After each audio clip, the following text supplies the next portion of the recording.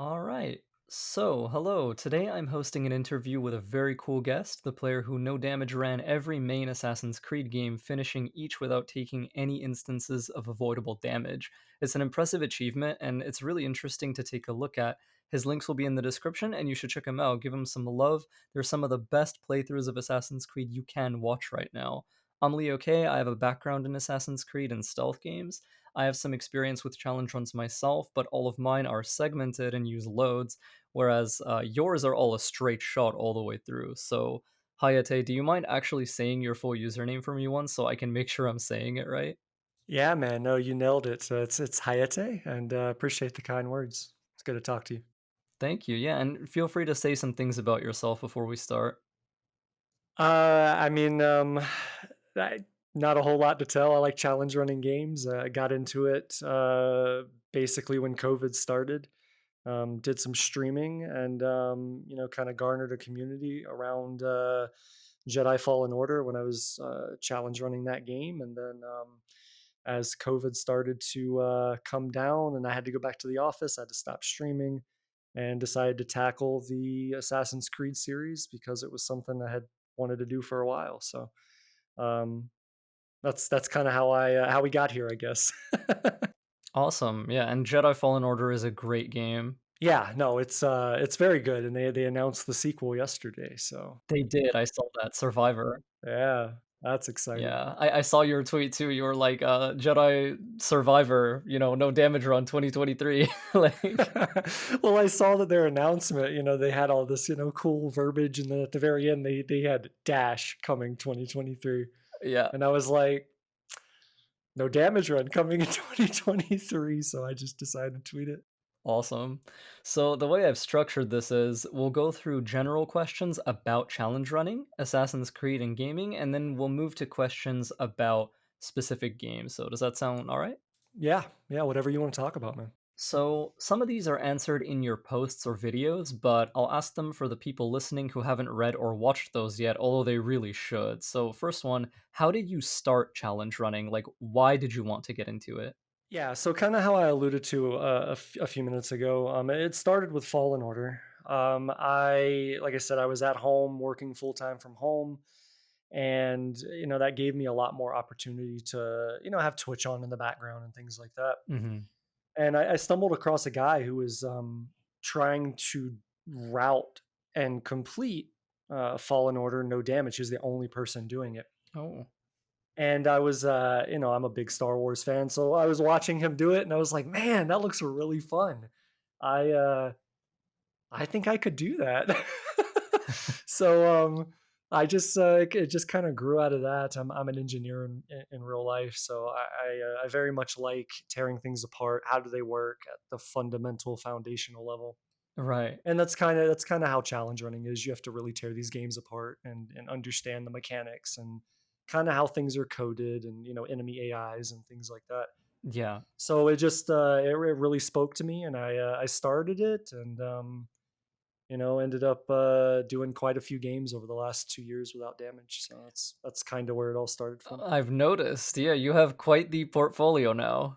Yeah, my goal is just to my YouTube channel goal is just to have it to be just basically no damage runs. Like people go there and they're like, okay, I played this game. Now I want to see it done, at a reasonably high, skill level. Yeah. And yeah, that's kind of the idea. I just want to no damage as many games as I can. Awesome. Yeah, I've only recently started trying to no damage things myself. My previous challenge runs were things like no upgrades. But and yeah, it's definitely an interesting challenge. Like you have to see and approach the game so differently. Right. And that I over my time I've developed a couple of rules. Like in any given situation, in any given scenario, the way that I approach them is what strategy will give me the least risk possible. So meaning you're the least likely chance to take damage, Yeah. and then consistency and repeatability. And when I say that, that usually speaks to people in the exact same way. They're like, you're saying the same thing, and I'm not. So what I mean by consistency is that I'm able to do it. I'm able to do it over and over and over again in the same way. It's not so difficult or um, if you've ever seen somebody speed run and they like glitch through walls or something, they're like standing there. Sometimes they can get it on their first try. Sometimes it takes them 60 seconds, right? I don't like strategies to be like that. I want them to be very consistent. I can approach them easily and do them consistently. Whereas in repeatability is in the games aspect of repeatability.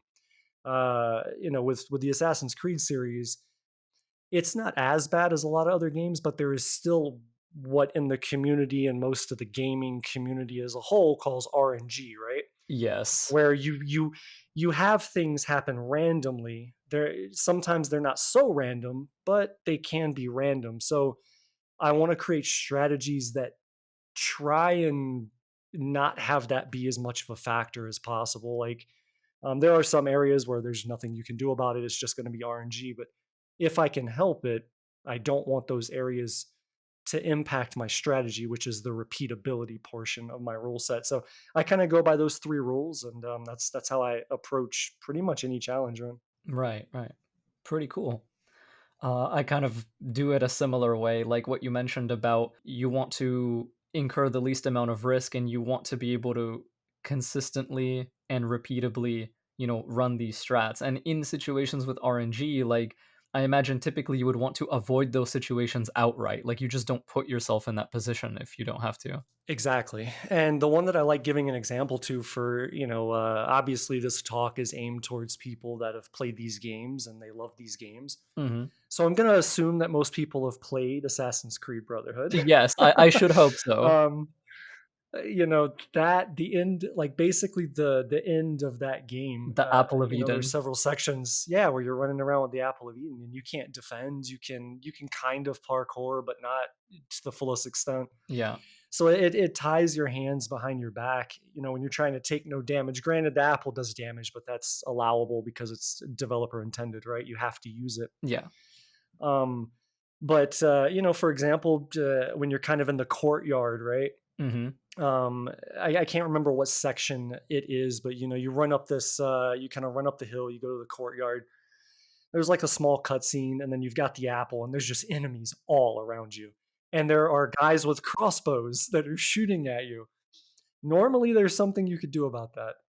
With the apple, you kind of limit yourself, and that's all RNG. And there's not a whole lot you can do about it. So, in that instance, or in instances like that, you just kind of have to, create strategies as well as you can and try and make them as low risk as possible. And then when you get to those instances, cross your fingers and just pray that it works. Yeah, hope it's not a reset. Yeah, specific in that game, that was the place I reset more than any other, was in sequence 8 with those Apple of Eden parts. Yeah, Yep. that must be awful too because it's right at the end, like, after everything else has already gone well. Oh, Yeah, luckily by the time I was doing that, I was already kind of seasoned with failure and challenge running from Fallen Order, right. because the 100% no damage run I did in Fallen Order took 12 hours. So, and I did that over 7 months. Ooh, So it was 7 months of just failing and failing and failing. And yeah. the two attempts I did right before I got the run were literally at the very last boss.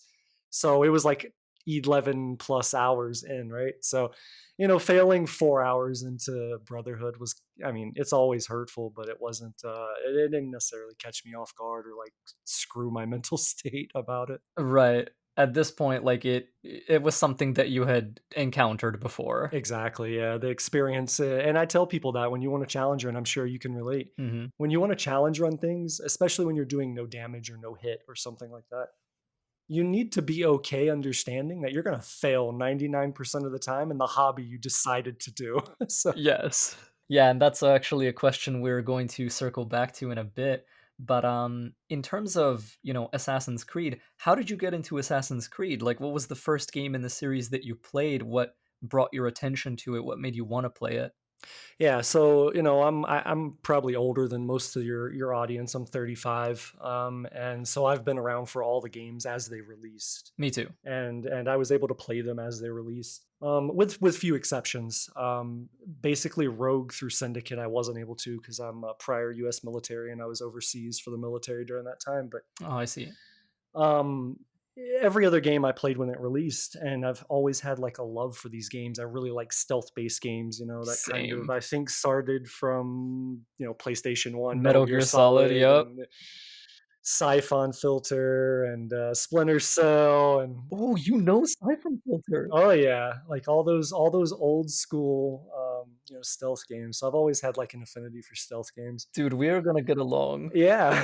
I've always wanted to, I say always, but since I've started challenge running, I've always kind of like been eyeing the Assassin's Creed series. And when I was streaming, it was really obvious. I tried one time to do Odyssey, Mhm. no hit at level one. Oh, And I was able to complete it. I think the best I did was I completed it in 19 hours and took 3 hits, right? But it became very obvious, and anyone who's streamed or anything like that can relate. You kind of look at your audience when they're there, when they're not there, how interactive they are. You want to give them a good show, so to speak. right. And it became really obvious that they were just not in Assassin's Creed at all. So I was like, you know what? I'm just gonna have to shelf this and do it like off stream in my personal setting. Mhm. And when I had to take a step back from streaming altogether, I was like, this is the perfect opportunity. There's no one here for me to entertain. It's what I want to do. And I was like, I want to tackle all the Assassin's Creed games and do them no damage. And that's how it started. Wicked. Yeah, man, I'm so shocked that you did say you're older than most of my audience. I'm 28, and I also grew up with the PS1.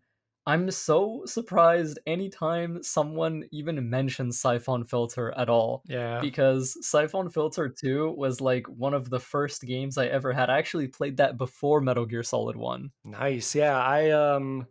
Again, dating myself, I specifically remember going to Blockbuster as a kid Mhm. and renting Siphon Filter and playing it, and I absolutely sucked at it. Same. But it was so fun. Like I just like it at the time it was like super revolutionary. Like what you could do, it was just like, oh my god, this is so cool. Yeah. Granted, I sucked at it, but yeah, it was a cool game. That game is hard. It's hard right now. Yeah, I haven't revisited that since, like, I played it as a kid, but I just remember it being, like, a defining, entry into, like, the stealth genre as I was, growing up and playing various games. Definitely. We briefly touched on this, but what were your general rules and conditions for this challenge series? So it evolved over time, just because of the nature of the games and how the games evolve, throughout the series. At the root level, it was simply, you're not allowed to take damage to your health unless you can't avoid it. And by avoid it, I mean, developer intended things. Mhm. The example I always give is like in Revelations when you're escaping in God, what sequence is it? Cappadocia. Yeah, yeah, yeah. When you're escaping, you're taking the The smoke damage. smoke inhalation damage. There's no way to avoid that. Exactly. So, like, things like that where, like, the developers force it on you, I just ignore it because I don't like to break games. I don't like to glitch out of bounds to avoid things or whatever. Yeah, So, I'm the same. at the root level, it's just, hey, you don't take damage to the health bar in any place where you can help it from the start of the game until the credits roll. That's the basic one. Gotcha. And then around Brotherhood, I decided I wanted to do the crazy thing of making myself have to do 100% completion for every sequence. And then on top of that, I don't like reloading. Um, I don't like save loading or reloading if I take a hit. If I take a hit, I restart the whole game. And some of those optional objectives on the various AC, games are kind of a pain in the ass. Yes, they are. So that added another level of difficulty to it. And then in the later games, the RPG trilogy specifically, they have difficulty levels. So Mhm. another part of my rule set was I had to do it on the hardest difficulty level.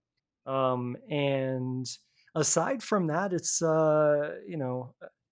small things. So for example, AC3 through Rogue has ship combat. Right. I allow ship combat damage, but I don't allow you to see like have your ship sunk, Right. right? So no desyncs. Exactly. That's part of the rule set. Yeah, no desyncs, no reloads, no failing objectives. If any of that stuff happens, I basically start the whole game over, whatever game it is I'm doing. Yeah, that's kind of the burden of doing no segmented. Like, you're doing single segment, except for the games that you have to split into 2, like Valhalla, which is huge. Right. And so let me clarify segment, right? Because I define segment as more from like the challenge running community. So for just I'm going to elaborate for anyone that's not familiar with that community or genre of like challenge running, but Sure. in a segmented run, basically you go from point A to point B as the broader challenge run community defines it.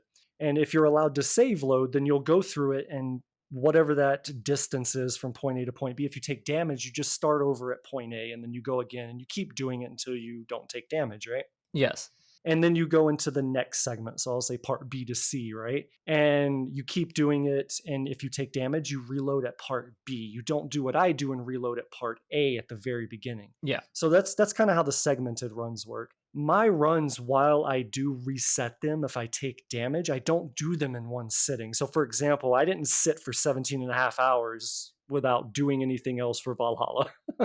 Right. That would be a I have a full-time job and a wife and a 3-year-old. That just it's not possible. yeah. So the way that I do my runs is uh, and in the Assassin's Creed videos, you'll see that on the right side of the screen, I have what we call splits. Yeah.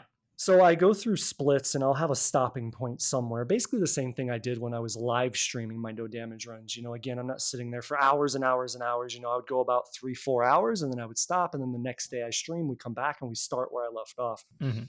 So that's how I do these runs because I know a lot of people might think that they're all done concurrently in one take, so to speak, but they're not. They're recorded, from the beginning of the game until whatever that point is, 3, 4 hours, and then I'm like, all right, I'm tired or I get pulled away, and then when I'm ready to go back to the run, then I start where I left off and go. And if at any point in that process I take a hit, then recordings get deleted and I have to restart the whole run. So Right. that's the process for the way that I do it. And I just wanted to go ahead and throw that out there because I know some people get confused on how all this comes together. So Yeah, and they might be curious as well.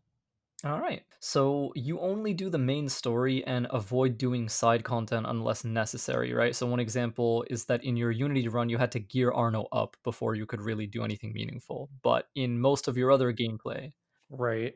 Yeah, so like in Unity and Rogue are the two ones where I actually geared. So Unity was the easier one, but mentally more frustrating one because it's completely RNG.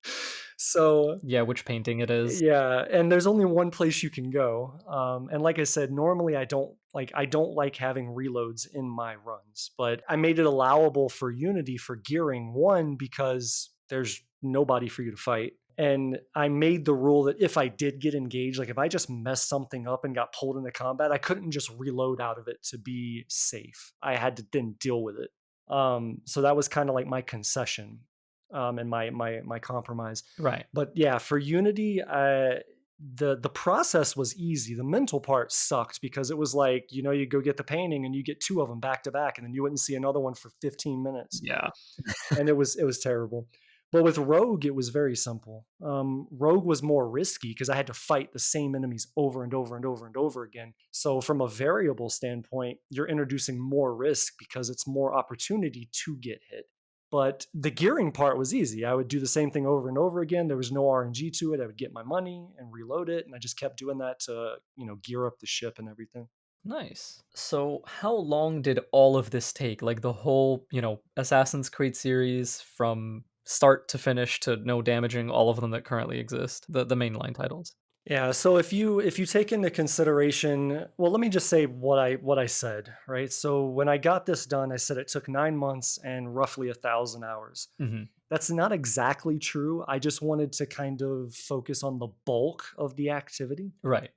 So I just went to when I had the idea and I started first, looking at Assassin's Creed 1 and then when I finished Valhalla. Gotcha. But for example, Valhalla, I've been working on that since the game launched. Oh, I've wow. been routing that run, working on strategies, not, every day or anything, just off and on. Right, right. And then, like I told you earlier, I had streamed a level one no hit run on Odyssey, and that was a year and a half ago or something. So if you take in like everything, it's more than that. But just for ease of discussion, we'll just say 9 months and roughly 1,000 hours. Gotcha. Quite the time investment, Yeah. but you produced some incredible work, so Yeah, no, it was a fun journey, man. I didn't even know if I was gonna be able to do it, and funny enough, that started with Assassin's Creed 1. I didn't even know if that game was possible, honestly. I know that feeling. Yeah, we'll talk about AC1 in a bit and the problems that game presents to players who want to do this. But Assassin's Creed has had a few different movement systems over the course of the series. While each player has their preferences as far as their personal enjoyment goes, what do you think of the different parkour systems in the context of a no damage run? So this is funny because I was watching your video on how to fix current parkour, like, the other day. Okay. Just just prepping because I know that that's always a big anytime I talk Assassin's Creed, it's a big talking point, and because I've spent so much time with these games, it always comes up somewhere. People can be very combative about this one. Yes, there is not a clear, concise winner Yeah. in any conversation, really. But I'll say, let me start with saying this. So, in the context of my challenge runs, right? Yeah. I would have to say the Ezio trilogy doesn't matter. Pick a game. It doesn't matter. Right. And there's a couple of reasons for that. They were able to refine the parkour from AC1 and kind of remove some of the issues, Mhm. but it wasn't as complex as, say, Unity or Syndicate, which then presents other issues on a fundamental, like, programming based level. Yeah. So, what I mean by that, for anyone who doesn't understand, technically, how these games get made, is Assassin's Creed 2, Brotherhood, Revelations, they basically all use the same system. Mhm. And what I mean by system is the way the developers programmed parkour to work. It's very hard in the Ezio trilogy to get parkour to break, Yeah. but it's refined enough that if you're skilled with it, you will always make it do what you want to do. And I think that's where the frustration goes. I see it on Reddit all the time where, Yeah. people are like, "Oh, this is clunky, parkour sucks." And it's like, "Well, You guys need to practice. you're putting you're you're telling the game what to do, and the game is doing what you're saying. Yeah. You're just telling it to do the wrong thing." Then when you go to something like Unity or Syndicate, which both use very similar systems, you have now a more defined, detailed version of what is being programmed. And so there's a lot more, if you're a programmer type, there's a lot more like if else type statements, right? Yeah. Where it says, okay, you want to go down or you want to go up. Well, those are two separate things now, right?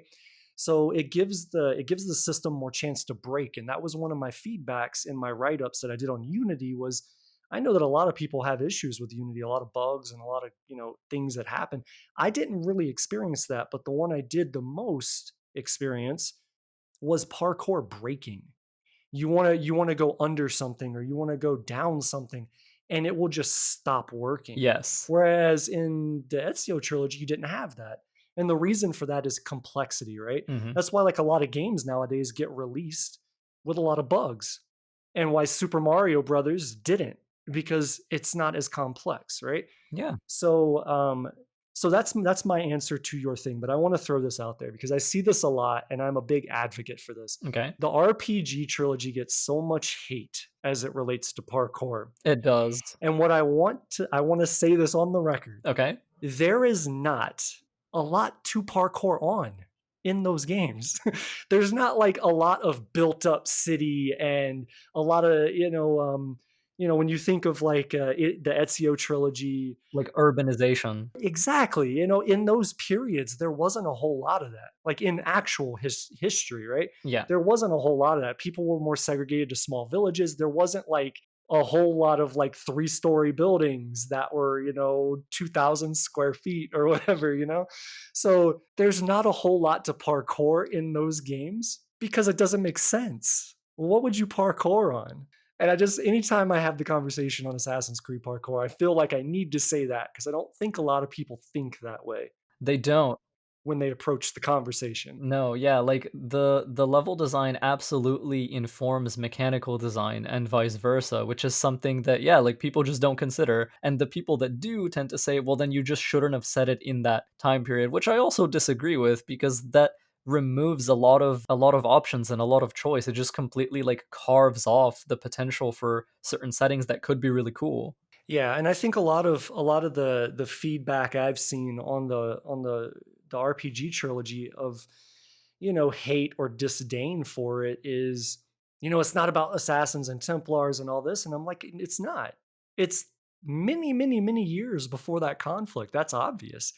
It's not. I feel like that RPG trilogy is more about the foundation of the ideals on both sides, and then really getting into the lore the developers wanted to discover or have the player see for the Isu. That's one thing that they do quite well, I think, especially in my opinion, Valhalla. Like some of the stuff we see really like reaches all the way back to the first few games, all the way back to AC 1 to 3. Exactly. Yeah. And I feel like it gets a lot of hate. And I know, for example, like DLC wise, people think the Jack the Ripper DLC is like one of the best ones in the entire series. For me personally, I think it's the Atlantis DLC in Odyssey. Yeah? And it's because that whole, yeah, for me, that whole DLC is about the Isu, Mhm. not about the assassins, not about the struggle between, not about any of that. It's just about explaining what Assassin's Creed 2 started when they gave you the revelation that there were people that came before. Right. And you kind of get, as you play through the series, you kind of get a little bit more information, a little bit more information, but you have like all these questions. And I feel like that DLC focused so much. Obviously, it didn't answer everything, and there's holes in it, but it focused so much on this is the Isu. Mhm. And I personally enjoyed that. When we come to Valhalla with the, Odin memories, Mhm. that literally calls back to AC2. There's that one moment where, Yeah. Javi or Odin is chilling with Minerva. Like, her name isn't Minerva, but it's Minerva, and you hear Ezio's voice from the other side, and it's a cool moment. Very interesting to see how, like, their world was falling apart and everyone is just getting drunk and trying to forget about it, and she's the only one trying her best. Yeah. Acting like just people. Yeah. But yeah, to get back, we kind of went off on a tangent, but yeah, to get back to your question, your original question, for the entire series for No Damage, I think anything in the Ezio trilogy was where parkour was balanced enough to be difficult, but yet reasonable from a programming perspective. Yeah, I feel the same. All right. So, one thing I love about challenge runs is that alongside their constraints, they can also be liberating. So, on a no upgrades run, you don't have to upgrade anything, so you don't have to pursue those objectives. And on a no damage run, if you're not taking damage anyway, you might as well use mechanics that, for example, reduce your health but make you hit harder. So, what are your favorite parts of challenge running that people don't always consider? Oh man. Um I mean, my singular favorite part of challenge running is I don't want to say breaking the AI because I don't want people to confuse that with like glitching or bugging things out, but like obviously I wasn't the one who programmed the game, right? But like Right. going through as I create strategy, strategy for this instance or for this scenario or this sequence or this mission or whatever it is. But as I'm going through creating strategy, figuring out how far I can push the AI to give myself the advantage, and then understanding how it was programmed from that process Yeah. is like my favorite part of it. And inside of that, you realize what things are really strong and what things are not. So, for example, the rope dart in AC3 gives you so much utility that you never see again in the series, Yeah, it's insane. and that's because of the way they implemented enemies in that game.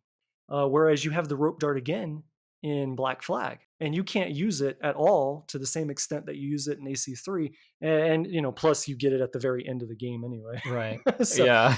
but like to elaborate on AC3, for those who may not have played it, in that game you have different enemy types that respond differently to your attacks. So you might be able to like counter one guy and instantly kill him. Whereas another enemy, if you counter them, they're going to respond by automatically doing damage to you. Yeah. And you have to know how each of those enemies respond. When you get the rope dart, it doesn't matter what enemy is in front of you. You can just rope dart them, throw them to the ground, and then kill them on the ground. It just goes through everything, yeah. Exactly. And so, like, when I was going through kind of breaking the things down, looking at how the enemy AI worked and how they had coded it, and then, okay, well, where can I take advantage of this system to make it easier on myself and less risky from moment to moment to moment when you're in combat? That's an example of one of them. Unity is another really good one. Unity, a lot of the negative feedback, and I had it too when I first went into it. The negative feedback that you see is how the enemy AI is so different than everything that came before. You can get spotted from like half a mile away or something, Yeah. when they can only see your toe, basically. Like the enemy AI is very It sensitive in is. that game, but your gadgets are really what makes up the difference. So strong. Being able to shoot a guy on a rooftop that's like, it's a two-story rooftop. You shoot a guy on a rooftop and the enemies that are right under you don't even react. Yeah. It doesn't make sense for like the narrative, right? But for a no damage run, it does. So like knowing that I can take enemies out with that, or knowing that if I get into any combat at all and I feel uncomfortable, just throw smoke bomb. Yeah. And if they're on top of you, they can't see you, you can kill them, or you can run away, line of sight, get away and vanish, whatever. But like knowing what you can use is my favorite part of challenge running, and things that I don't think a lot of like casual players really get into unless they spend hours and hours and hours and hours with one title. If you're just playing it to experience the story, No. you're never going to see these mechanics because you're never going to have to break them apart like that. Yeah, like you're never in a position where you need to. And this is actually a small point of tension between players on YouTube, content creators, for example, who create choreographed content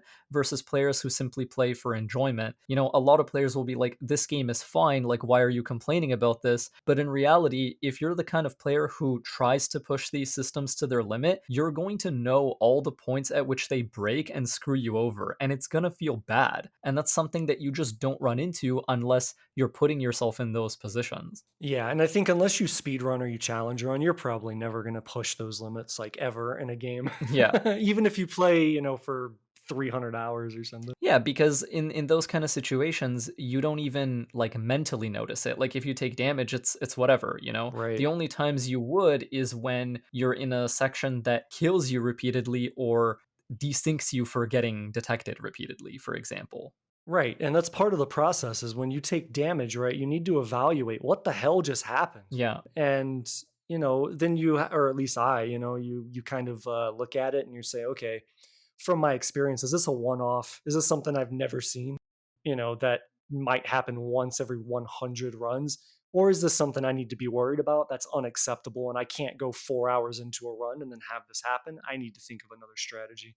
Yeah. All right. So this question has a bit of context associated with it. So I'll give the example first and then I'll ask the question after. Sometimes you see commenters online who don't understand the hobby accuse, and I'll use speedrunners as an example, they'll accuse speedrunners of not playing the game properly, for example, because they don't realize that that player has already played it the intended way several times. And you and I kind of discussed this briefly where we don't really like to glitch games that much, but for example, for an any percent run, anything goes. What misconceptions do you think people have about challenge running? What do you wish more people knew about it? Very simply, I wish more people knew that challenge running is not speed running. Yeah. That is the number one thing that it's aggravating to me, but not because people don't know. It's because that challenge running is not as mainstream as speed running. Speed running gets all the love. Challenge running is like this little niche part of the internet Yeah. of like gaming. Um, and I mean, to include when I got my Black Flag run and it kind of blew up on the internet, various gaming media companies were writing articles and interviewing me about it. I can guess the phrasing they used. Yeah, they kept calling me a speedrunner, and I was like, I'm not a speedrunner. And that's not what you are. Yeah. And the reason that aggravates me is because in the whole process of challenge running a game for no damage, never do I care about how long it takes. The only thing I care about is, like I said earlier, what's the safest strategy for any given area? Is it repeatable? Is it consistent? That's it. I don't care about time. That a speedrunner can go through a game in 3 hours and it takes me seven. I know damaged it. I'm okay with that. I only have to be perfect once. It doesn't matter how long it takes. Mhm. That's the biggest misconception for me. But when it comes to breaking games and stuff like that, I always my kind of take on it is I want someone to watch one of my runs, and there's got to be somebody out there that goes, "This is super cool. I want to try that." Yeah, Right? yeah. And I want them to be able to do it with just watching my video and not having to talk to me or anyone else. There's no overcomplicated bugs or glitches. Why is he glitching out of the map here? Where's this trigger at? How is he getting back into the map? All these things that like speedrunners do that at face value, you're just not going to understand what you're seeing. I want it to be relatable to the person that's looking at it, and that I've played this game. I had these issues with these different sections. How the hell does somebody no damage that? Well, go watch it. And you're going to see that it's just understanding the game and skill. It's not anything that's breaking what the developers intended for you to do. And so that's how I approach it, and that's how I like to do it. Mhm. And not to discredit anyone that does it a different way. A challenge running type thing is very personal to each individual. It is.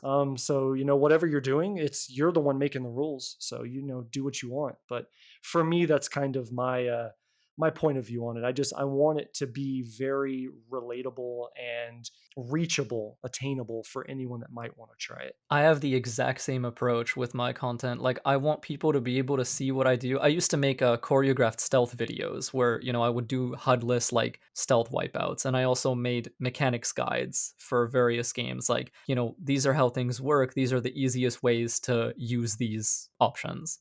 My thing is, I want people to be able to copy what I do. Basically, in one way or another, I don't want what I do to seem unreachable, like you said. Like, I want people to be able to look at it and feel that they could do that.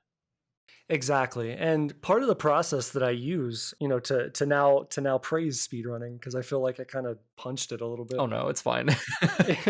is like I don't have anything against speedrunners. In fact, in the Jedi Fallen Order community, I'm good friends with a lot of the top speedrunners. There's a lot of overlap, yeah, between our fields. Yeah.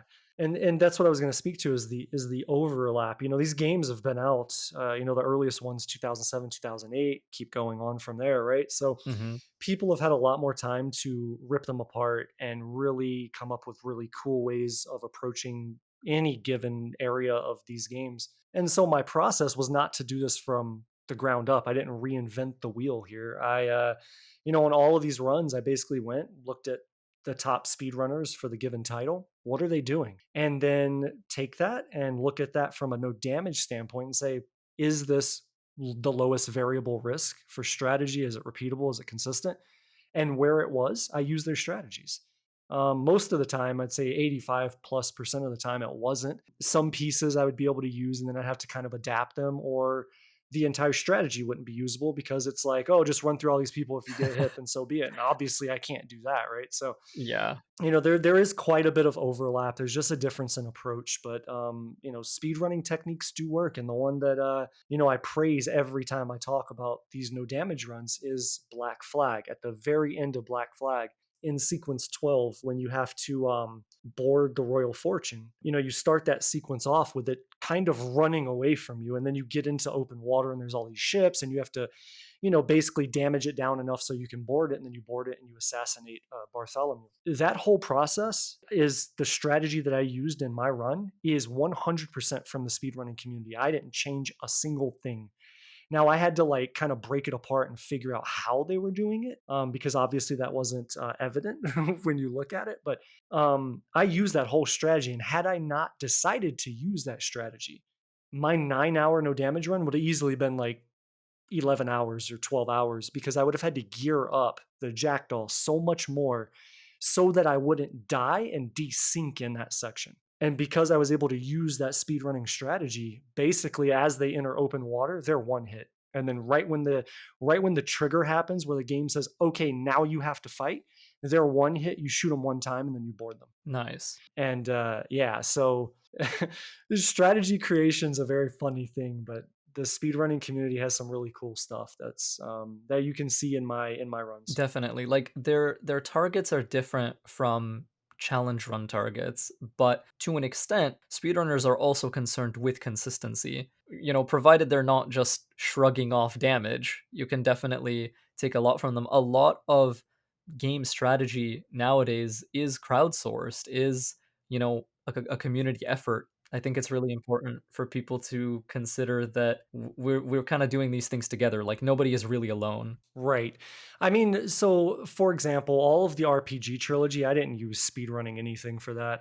That's just my own routing, me going through it. I did Origins and Odyssey on New Game Plus just because I didn't want a 19-hour run. Obviously, I can't do that for Valhalla, so it was a 17.5 hour run. But for those, I there wasn't really anything I felt I needed from them. It was fairly straightforward, and it was very approachable. And then Valhalla, the speedrunning community was using the Orlog bug that allows you to just be invisible to the entire game, Right. right?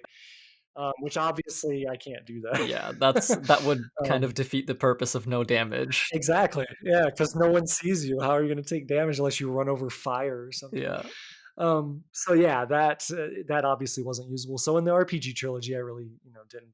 Everything you're seeing is mine. gotcha. But for everything that came before it, Syndicate all the way back to AC1, there's quite a few um, speed running techniques in there, and like you said, there is a lot of crossover. And a good example of that is AC Rogue, which I don't talk about a whole lot, which is kind of crazy. When I talk about these runs, Rogue doesn't really come up as often as I think it might or should. But in sequence 6, when you go to kill Hope and she poisons you, Uh-huh. I honestly didn't think that that section was no damageable. I thought I was going to have to allow for damage because for anyone that doesn't know, you get poisoned in that sequence, and the way that you stop from taking damage is you don't stop moving, which is hard because you have to parkour yourself out of basically a fortified, area where there's enemies all over the place. So you're trying not to take damage from these enemies, and you're trying to balance that with always moving, which the always moving part is very much a speed running way of looking at things, right? So it lends itself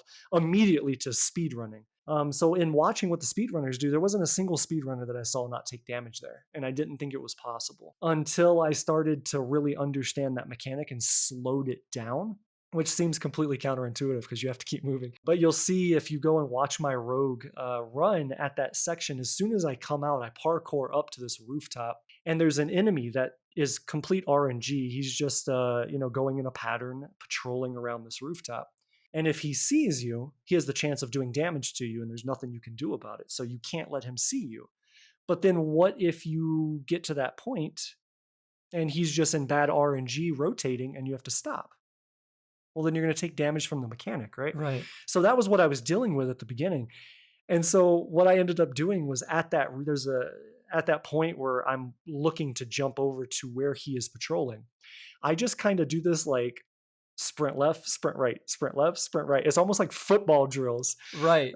so that I never stop moving, and so that the game mechanic is always satisfied. Right. But essentially, I'm waiting in place and able to slow down and wait for the opportunity to then continue. And I was like like just over the moon when I figured that out because I was like, oh my god, it is no damageable. Yeah. Those are the little moments. I love those. But yeah, like that whole thing started with just doing the speedrunners route and then having to figure out how to stop that damage in a little area right before it. So Awesome. Right, so this is the final general question. Challenge runs and other choreographed content are very failure prone, and they require lots of repetition until the player gets them right. Having to reset so much can be really taxing on your nerves. Because of this, a lot of people don't ever try it, but some do wonder how to start. So, my question is, do you have any advice or thoughts on the player's mental state while challenge running? yeah, so don't let it be your whole life. Failing in the thing that God, how do I want to explain this? So, if anyone's ever played like in a competitive FPS game, Hmm. Apex Legends, Overwatch, Call of Duty, anything that's super Fortnite, right? You can't tilt. You get a lot of people that will flip out if they die and they blame everyone else around them, Yeah. but not themselves, right? Because they're perfect. Everyone else is the problem. You cannot have that mentality in challenge running. Every time you fail, it is your fault. unless it's something that's like super clear, like the game bugged, right? Generally, even in those instances, you have to be able to look inwards and say, okay, if I know that this can happen, how can I mitigate it? How can I stop it? Right. Mhm. So the mental aspect of challenge running is very much about you.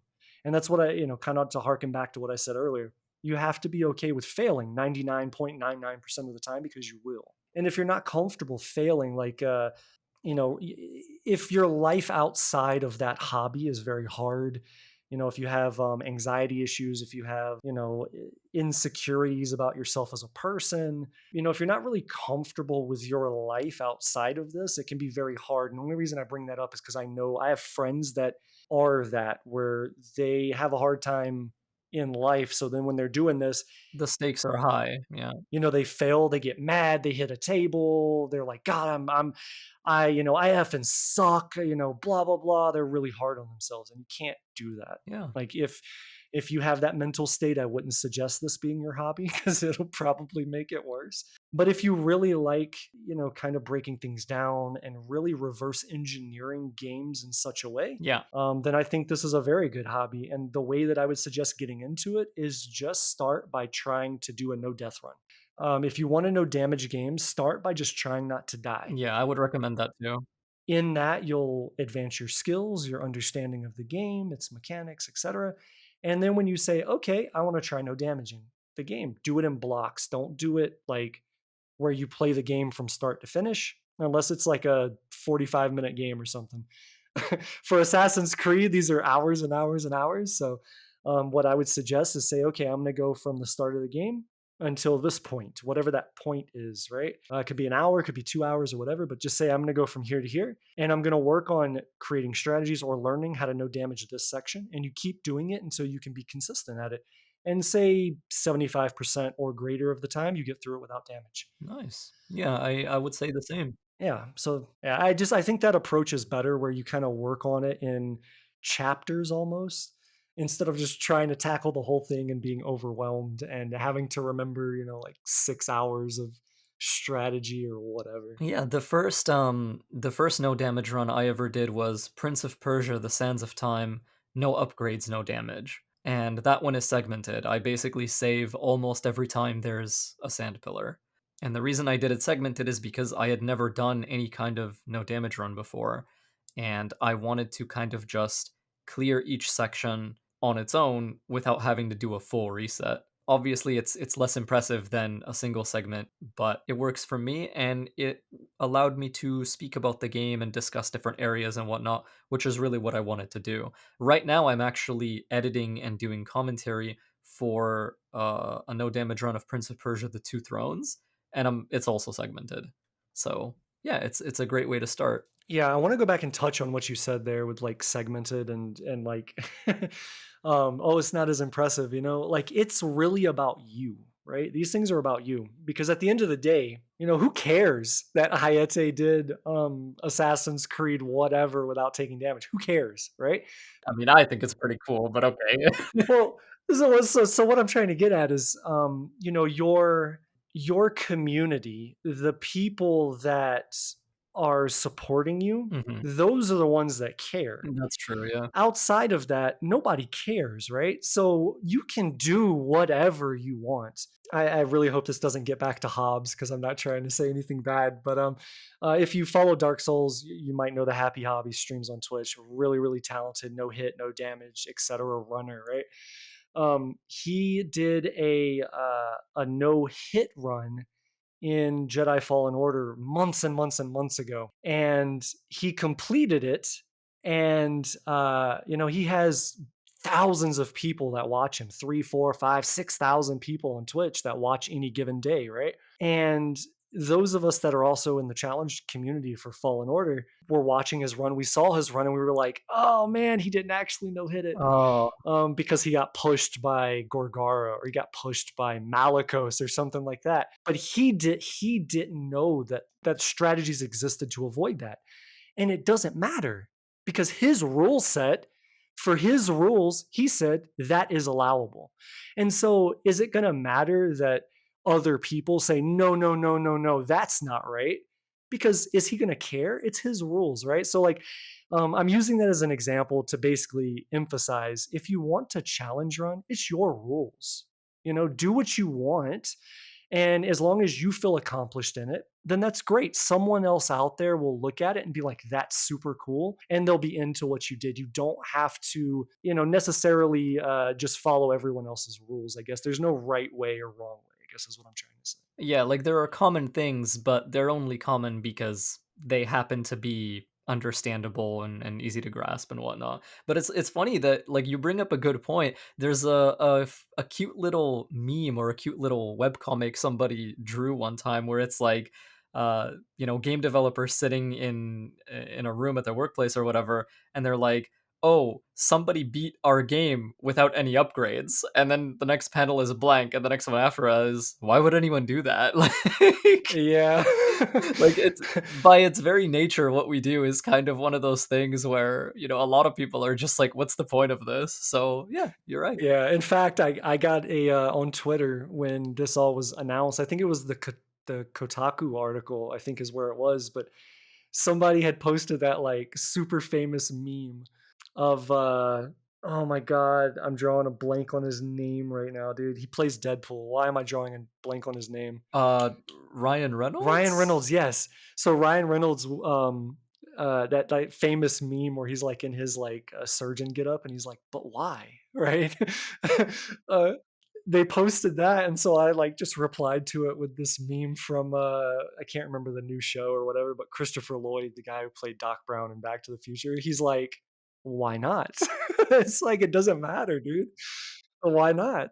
And specifically within Fallen Order, I know quite a few of the devs. Like I've had them in my stream. I've talked to them off stream on Twitter, things like that, in Discord. I know Jason Deharas follows you. Yeah, yeah, he's the lead combat designer, man. Hmm. And I actually just posted a tweet recently to someone else who's a combat designer. I assume he works for Jason, but with the Fallen Order 2 announcement, or I guess Jedi Survivor is what it's called, right? Right.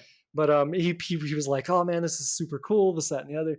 And I replied to him, I was like, "Hey, I'm the guy who no damaged this game 100% on the hardest difficulty." I was like, "I'm curious if when this game comes out, Jason starts locking all the doors behind Cal." Because he was in my stream one day, and I was on Ilum, and I was you go into this room. I know we're completely off topic from AC at this point, but It's fine. A lot of people have played Fallen Order. you go into this room on Ilum before you end up repairing your lightsaber, and that's all I'll say on that to not give spoilers. But Yeah. you go into this room, there's a bunch of KX droids in there, and the intention for the developers is for you to fight them all at one time, right? And my strategy is I walk in, I bait their AI to this point where their AI drops off the face of the map and they just don't see you anymore. And then once they get to that point, I force pull them out the door and then I kill them for free. They can't attack me because their AI no longer sees me as a target. So I pull them out the door and I kill them for free. And Jason was in there one day, and I never told this to my chat when I was streaming, because if a developer pops into my chat, I don't want them berated with, Yeah, yeah, "Oh, yeah. what are you working on? Why did you do this?" I just want them to have the normal viewer experience, right? I just want them to be a gamer that's enjoying what I'm doing, right? So I didn't say anything when he said this, but he was like, "Man, I really regret not locking that door." Oh no. Yeah, there's gonna be some locked doors in Survivor. And I was like, yeah, I was like, when we get to Jedi Survivor, man, if I go into a room and the door locks behind me, I know that that was my fault. And Jason was like, "Hell no, dude." Now we're going to get into game specific questions. And we'll start with AC1. All right, hit me. Okay. The Hidden Blade is the most damaging weapon Altair has, but it's extremely risky. So, how did you decide the best situations to use it in to stay undamaged? Basically, I don't use it. And so there's kind of a backstory to AC1. So I kind of alluded to earlier. I didn't think AC1 was possible. Hmm. And the big reason for that is the deflection that enemies do to your attacks. Yeah. So for anyone who hasn't played AC1 in a while or never before, it only exists in this game. It's not in any of the other games, not in this way, where if you're being completely defensive, so you're just holding your guard, enemies can like kind of flick your sword away and then they'll do damage to you. Yeah. Or if you're being offensive against them and you're just hit, hit, hit, hit, they can do the same thing where they'll kind of parry your sword away and then they'll hit you. And I didn't have a good way to deal with that. I was like, this is complete RNG when they do it, how they do it, which enemies do it. And I was like, for that reason, I don't even know that you could no damage this game because you would never know when this is coming.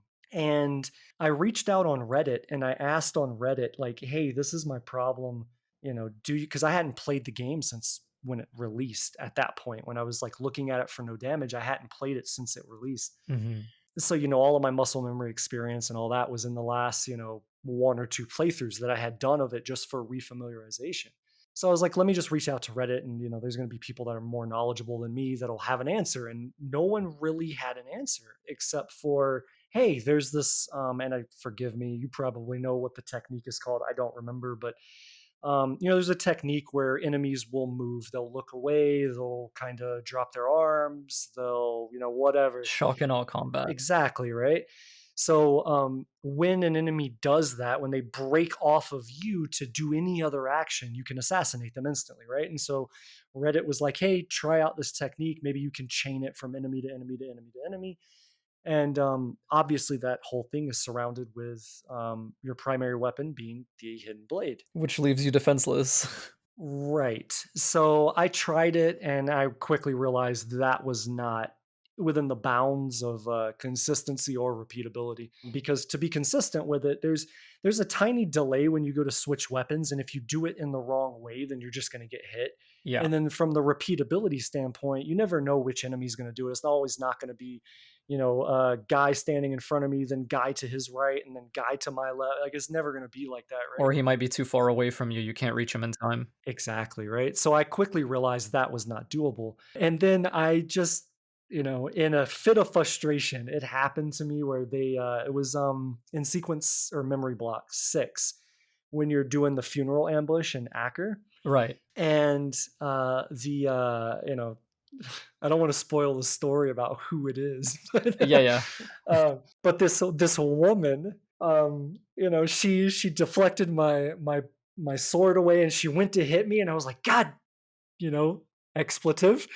And I just started smashing buttons on my keyboard. I was like, I don't know what to do. And I hit the space bar and he dodged. And I was like, oh my God, I can do that? Because the game does a very poor job of teaching you that. Oh, Assassin's Creed has awful tutorialization. I would say the whole series does. Yeah, it had a very, very like it did not teach you that that was the response to that specific enemy mechanic. Mhm. And so once I figured that out, I was like, "Oh, this is doable. I got this. This is good."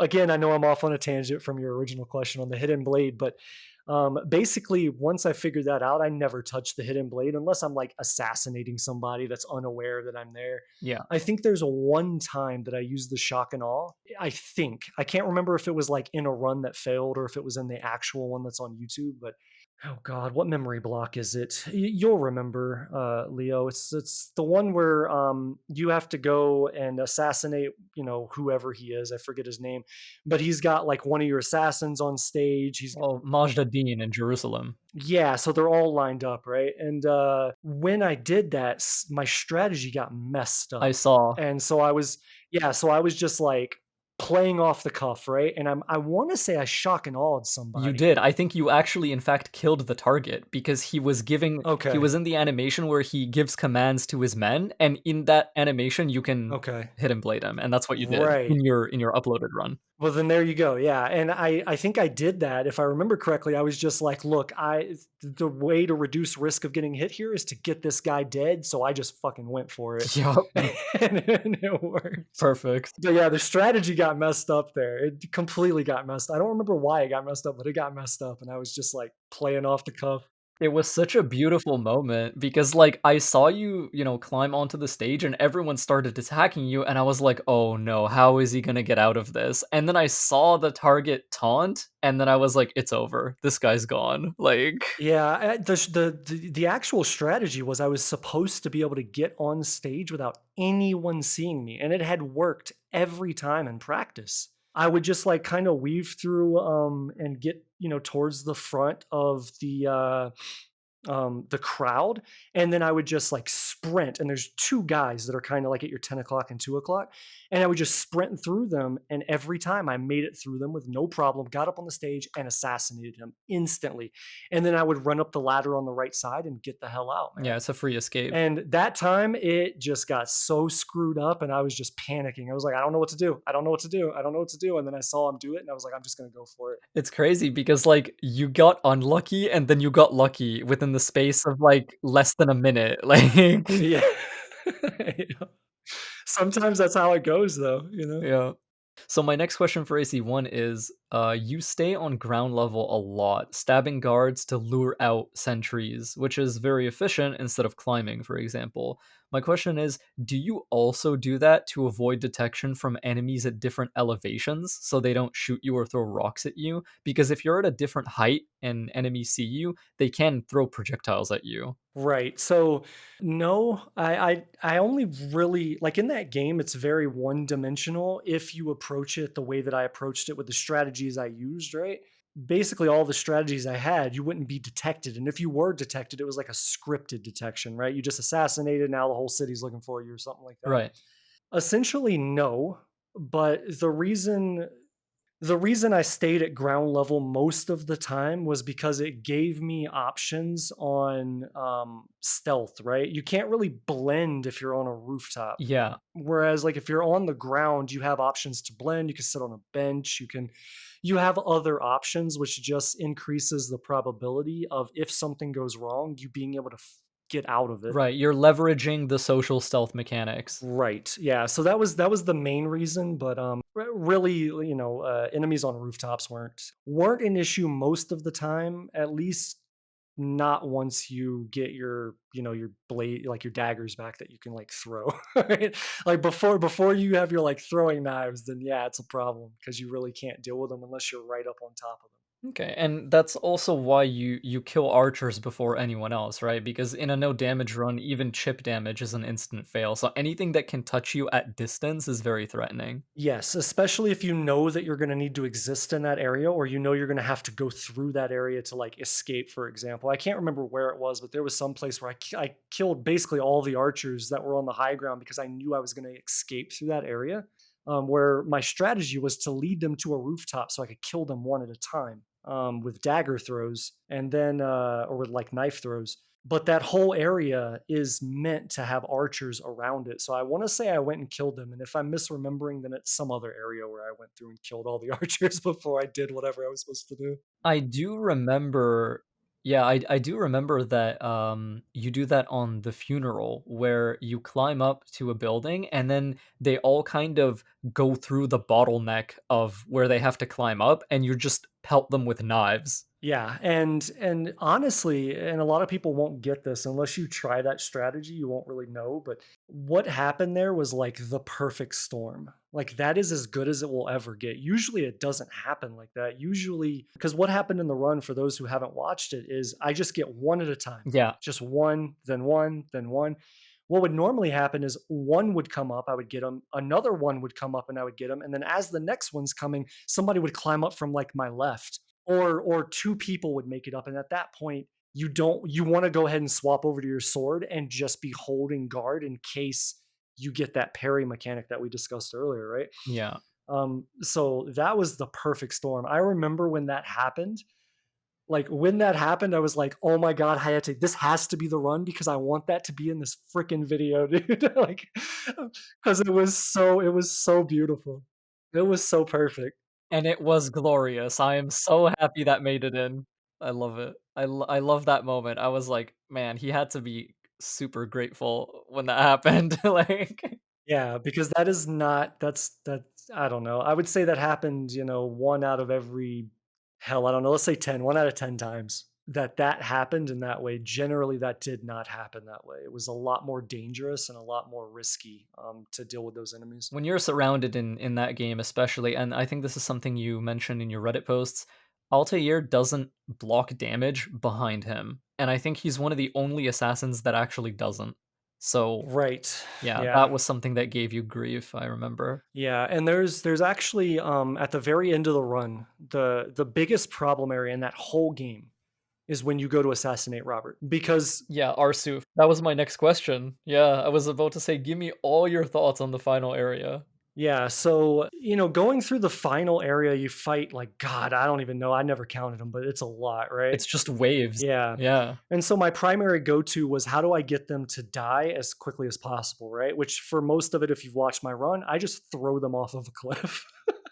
Yeah, it's the best. You let them hit your sword, and then you throw them. Right, and the reason I let them hit my sword is for 2 reasons. One, it's to see if they're gonna do the parry mechanic that I said earlier where they deflect your sword back. Yeah. But the other one is that enemies in that game, and, this is like, God, 9, 10, whatever months later, so I might be misremembering, but I wanna say the enemy AI could not attack you with 2 people at the exact same time. They might be staggered briefly, but 2 enemies could not attack you at the exact same time. You're correct. So I let them hit my sword as, like, a buffer so that I know for like, a guaranteed fact that after they hit that sword, Yeah. the other enemies in the area are kind of out of combat, if that makes sense, and that makes it free for me to drop my guard and throw them. It basically gives you a timing window to prevent the surrounding crowd from acting on you. Yeah. Correct. Yeah. So that was the strategy for most of it. The big strategy, and again, it kind of got messed up and I almost got hit, was when you climb the archer tower and then you've got all of the guys patrolling under you. Yeah, So my original strategy was to kill them all from the high ground. with knives, yeah. Right.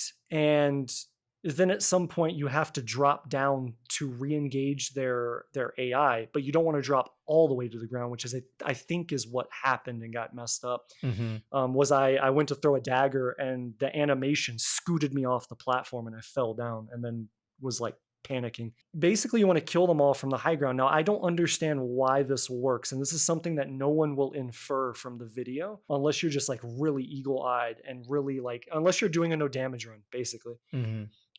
And I don't have an explanation. I'll say it right now to caveat. I don't know why this works. I don't have an explanation. I'm assuming it's the way that I'm killing those enemies from the tower that causes the next section to work the way that it does.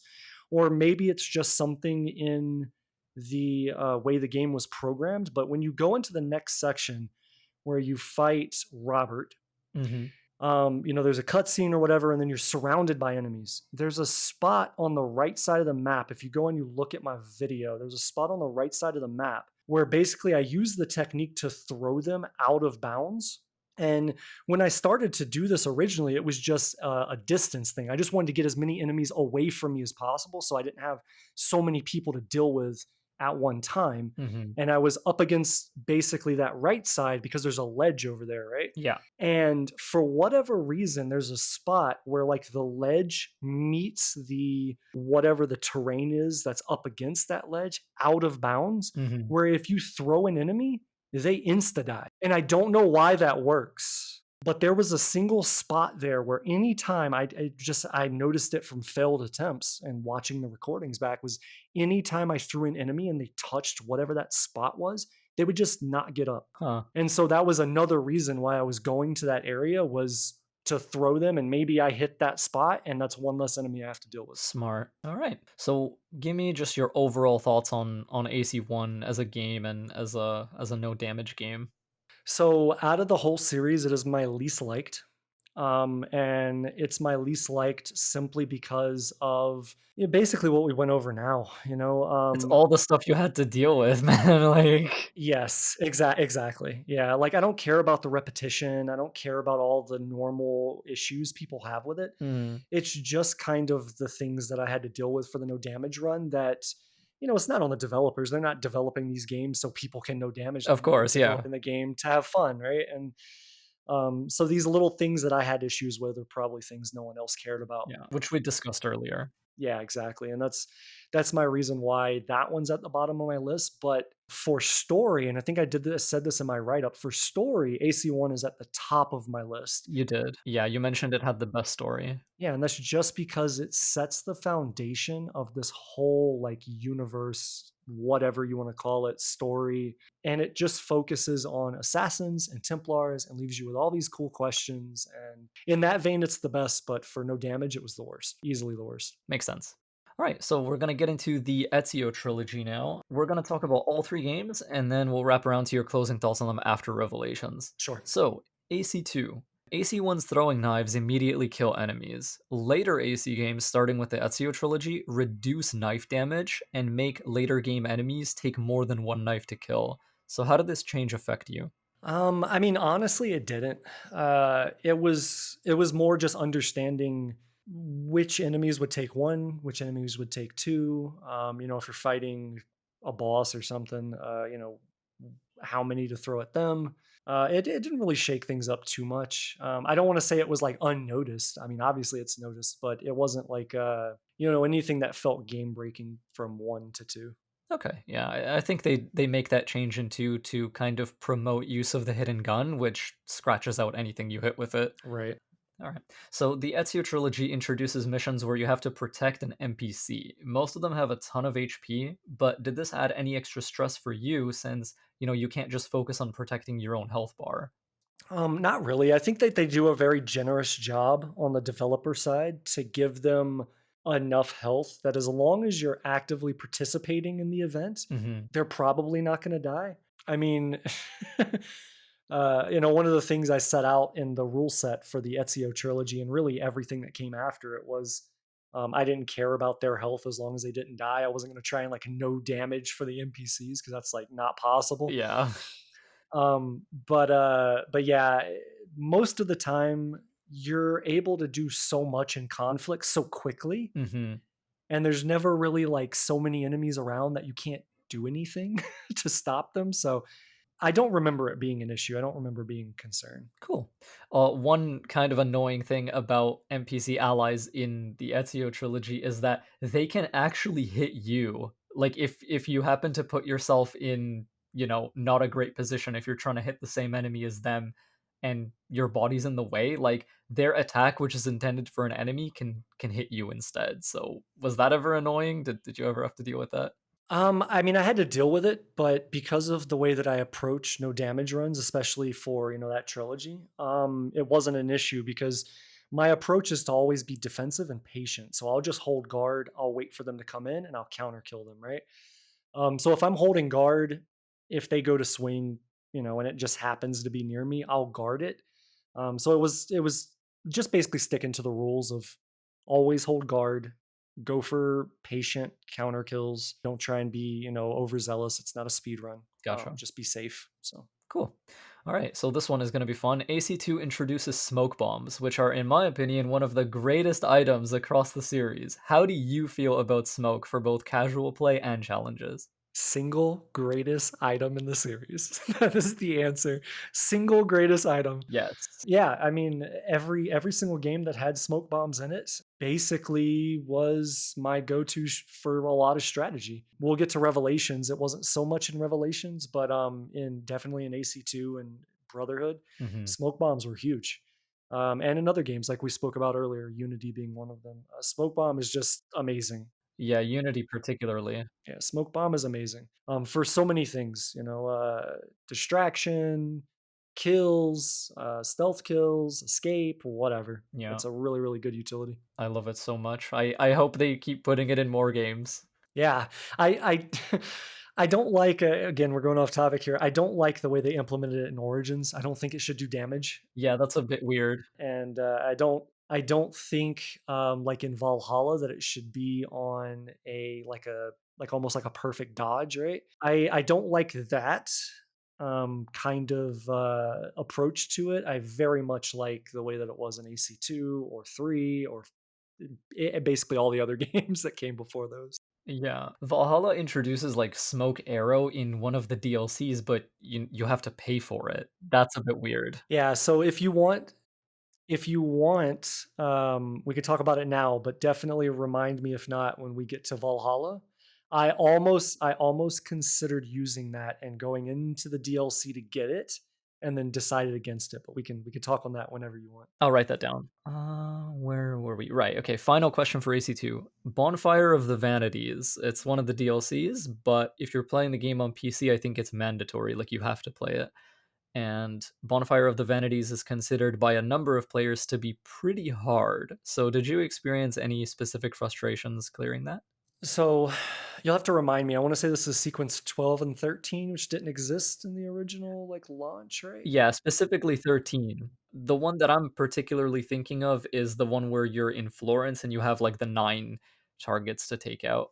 I don't remember that being an issue. I want to say it was more a mix of like my strategy and then the speed running routing that they had going through it that made it just kind of all flow Mhm. without too much issue. But because I remember one of them, I literally used the exact strat that the world record holder for that speed run was doing, which he just ran up, climbed up a wall, jumped over the wall, and then just like assassinated the dude like right in front of him because his R and like his character spawns in that spot and then always takes the same route around.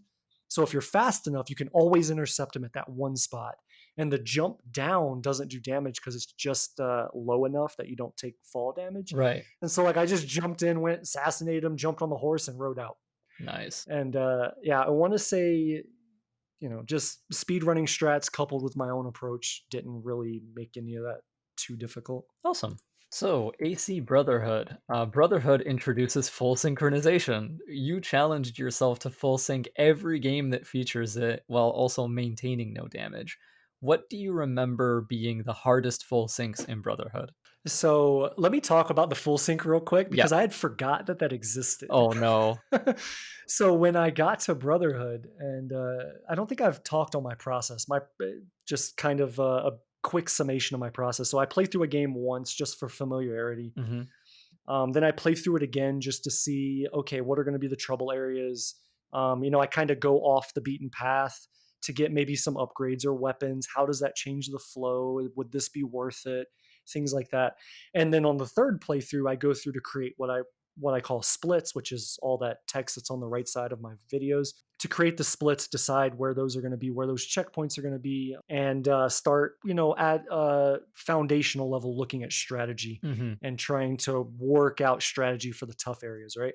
And then on the next one, I go through and kind of look at what the speedrunners are doing versus what I was thinking, mix those up, see how they work out. Right. So with Brotherhood, when I went into it in that very first playthrough, I was like, oh my God, there's full sync. I was like, I forgot about this. And so on my second playthrough, I was like, I wonder if full sync, I mean, that would make it cooler, right? That would make it more impressive, right? If I Hmm. was able to do this fully completing every sequence with full synchronization. And so I was like, okay, I was like, let me just try it out. So on my third playthrough, I really tried to just complete them, not with strategy or anything, just complete them. Okay, that wouldn't be too hard. Okay, maybe this would be difficult. Let me see, what YouTube is saying. Cause I would just type how to do these things and look at random YouTubers. What were they doing? Is there anything I could, use or take away from that for no damage? Things like that. And I ended up getting it done. And when I went to Revelations, I forgot that they had done it for basically the entire series. Oh So when no. I got to Revelations, I was like, now I'm forced to do this, right? I can't just do it for one. I've got to do it for this one too. Because you're committed now. Exactly. So Oh, it kind of snowballed, and that's how like full sync for all the games through Syndicate happened. Was I thought it would be a cool thing to do on Brotherhood, and I only remembered it being in Brotherhood, and then I went to Revelations, and every game after had it. So, yeah. but yeah, specific to your question, God, I don't know, man. If you don't know, that's fine. Can I speak to the hardest areas in the game? Would that be maybe a better tell?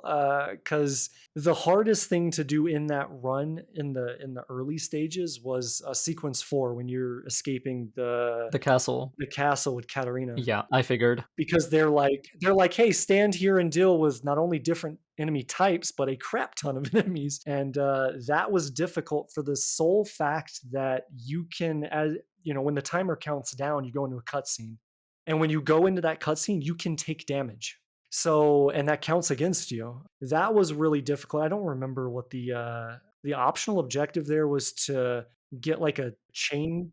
That was difficult because of, like I told you, the way that I approach it Yeah. was that I played defensive. Well, you can't play defensive in that. And This was, like, antithetical to your risk-free playstyle, you had to go aggressive. exactly. And it's very easy for an enemy to attack you and you have to block it or counter it or dodge it or whatever. And that breaks the chain. Yeah, So it was kind of RNG in that aspect where you weren't really 100% guaranteed to get a 10 kill chain without taking damage.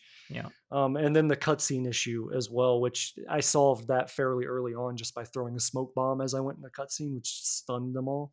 Best item. Um, yeah, exactly, exactly. I wouldn't have been able to do that guaranteed without damage if not for the smoke bomb. So, Nice. but yeah, I would say that for Brotherhood. I'm sure there's maybe a couple other ones somewhere, but I don't really remember them as detailed as that It one. was a while ago, so, that's fine.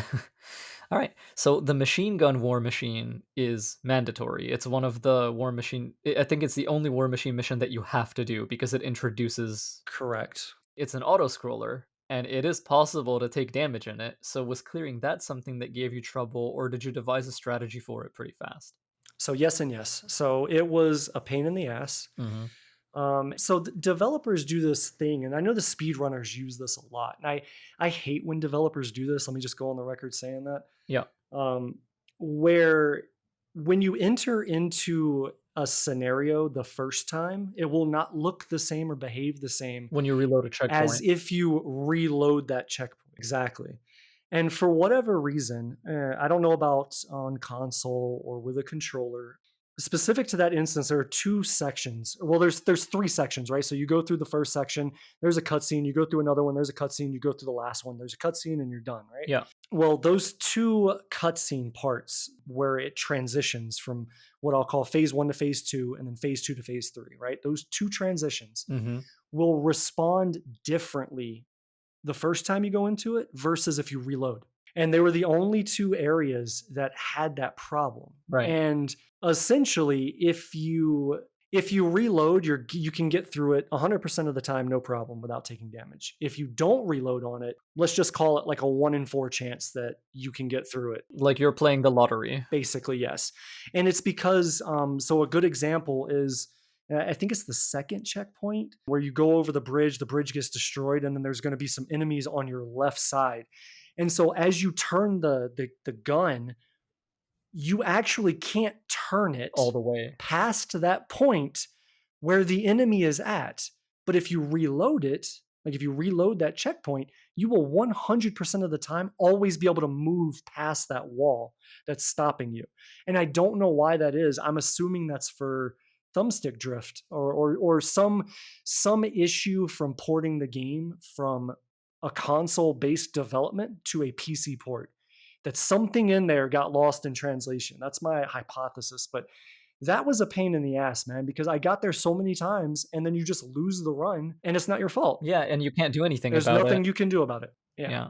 But you figured out that reloading the checkpoint was pretty consistent, so Yeah. The reloading the checkpoint was 100% consistent to get through that section. gotcha.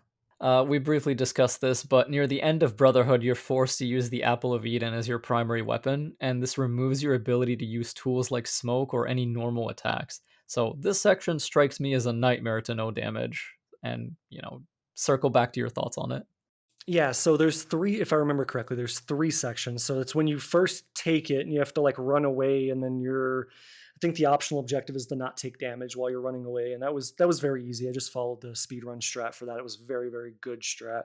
And with that, let me explain why it's a good strat, because I don't think a lot of people know this in the Ezio trilogy and in some of the other games, I believe as well. I think AC1 might have had it too. But if you're running from an enemy and you jump, it stops their enemy AI from attacking you. Yeah, which is good against agiles, Right. because typically agiles will knife you in the back if you do your normal sprint. Exactly. So if you watch the sequence, that first sequence for the Apple of Eden, you'll notice that every time an enemy comes onto the screen as I'm running away from them, as soon as they come onto the screen, I jump. And that's just to stop their enemy AI so they can't hit me. So the first one wasn't too big of a deal. And the last one wasn't a big deal. Because you could kind of just shove yourself in a corner. If I remember correctly in the video, the strategy got messed up. The enemy AI did like some, again, go back to the RNG problem, right? They just did something random that I've never seen them do, and so I was playing it a little safe, and whatever. But the second one, You're in the Colosseum, I think. is it the Col no, no, not the Colosseum. The Colosseum does have its issue, whereas when you come out of the cutscene, it's random whether you're gonna get shot or not. Right, right. So that's only a problem because of that, right? I see. The solution to that, and again, I don't understand why this is the case. The solution to that, if you watch the video, is I watched the entire cutscene. Huh. If you skip the cutscene, you will get shot 90% of the time. You will get shot before you can even move Ezio. Right. Whereas if you watch the whole cutscene, it doesn't happen. And I don't know why that is. I have no explanation for that. It's just something I stumbled on in testing. But the one that I'm referring to is you run up the hill from the bottom, and there's like a winding stairs on the left side, and then there's an alley down the right side where you have to go, and the guy's getting attacked. Oh, Right? right, and, like, all your I remember all my assassins being there, but maybe that's just because I use the call assassins button for that mission. I had such a problem with that, and it wasn't necessarily the call assassins. It was the fact that you have like the enemies will draw to you. They won't just stand still. They'll come to you because you need to have them within a radius to use the Apple of Eden. Yeah. So that game mechanic makes sense to me, but it pulls the guys with the crossbows in too. Oh. And so you have enemies, and if you go back and you watch that section, I got so freaking lucky. It's not even funny. A civilian took an arrow for me, Oh my god. like blocked an arrow that should have hit me.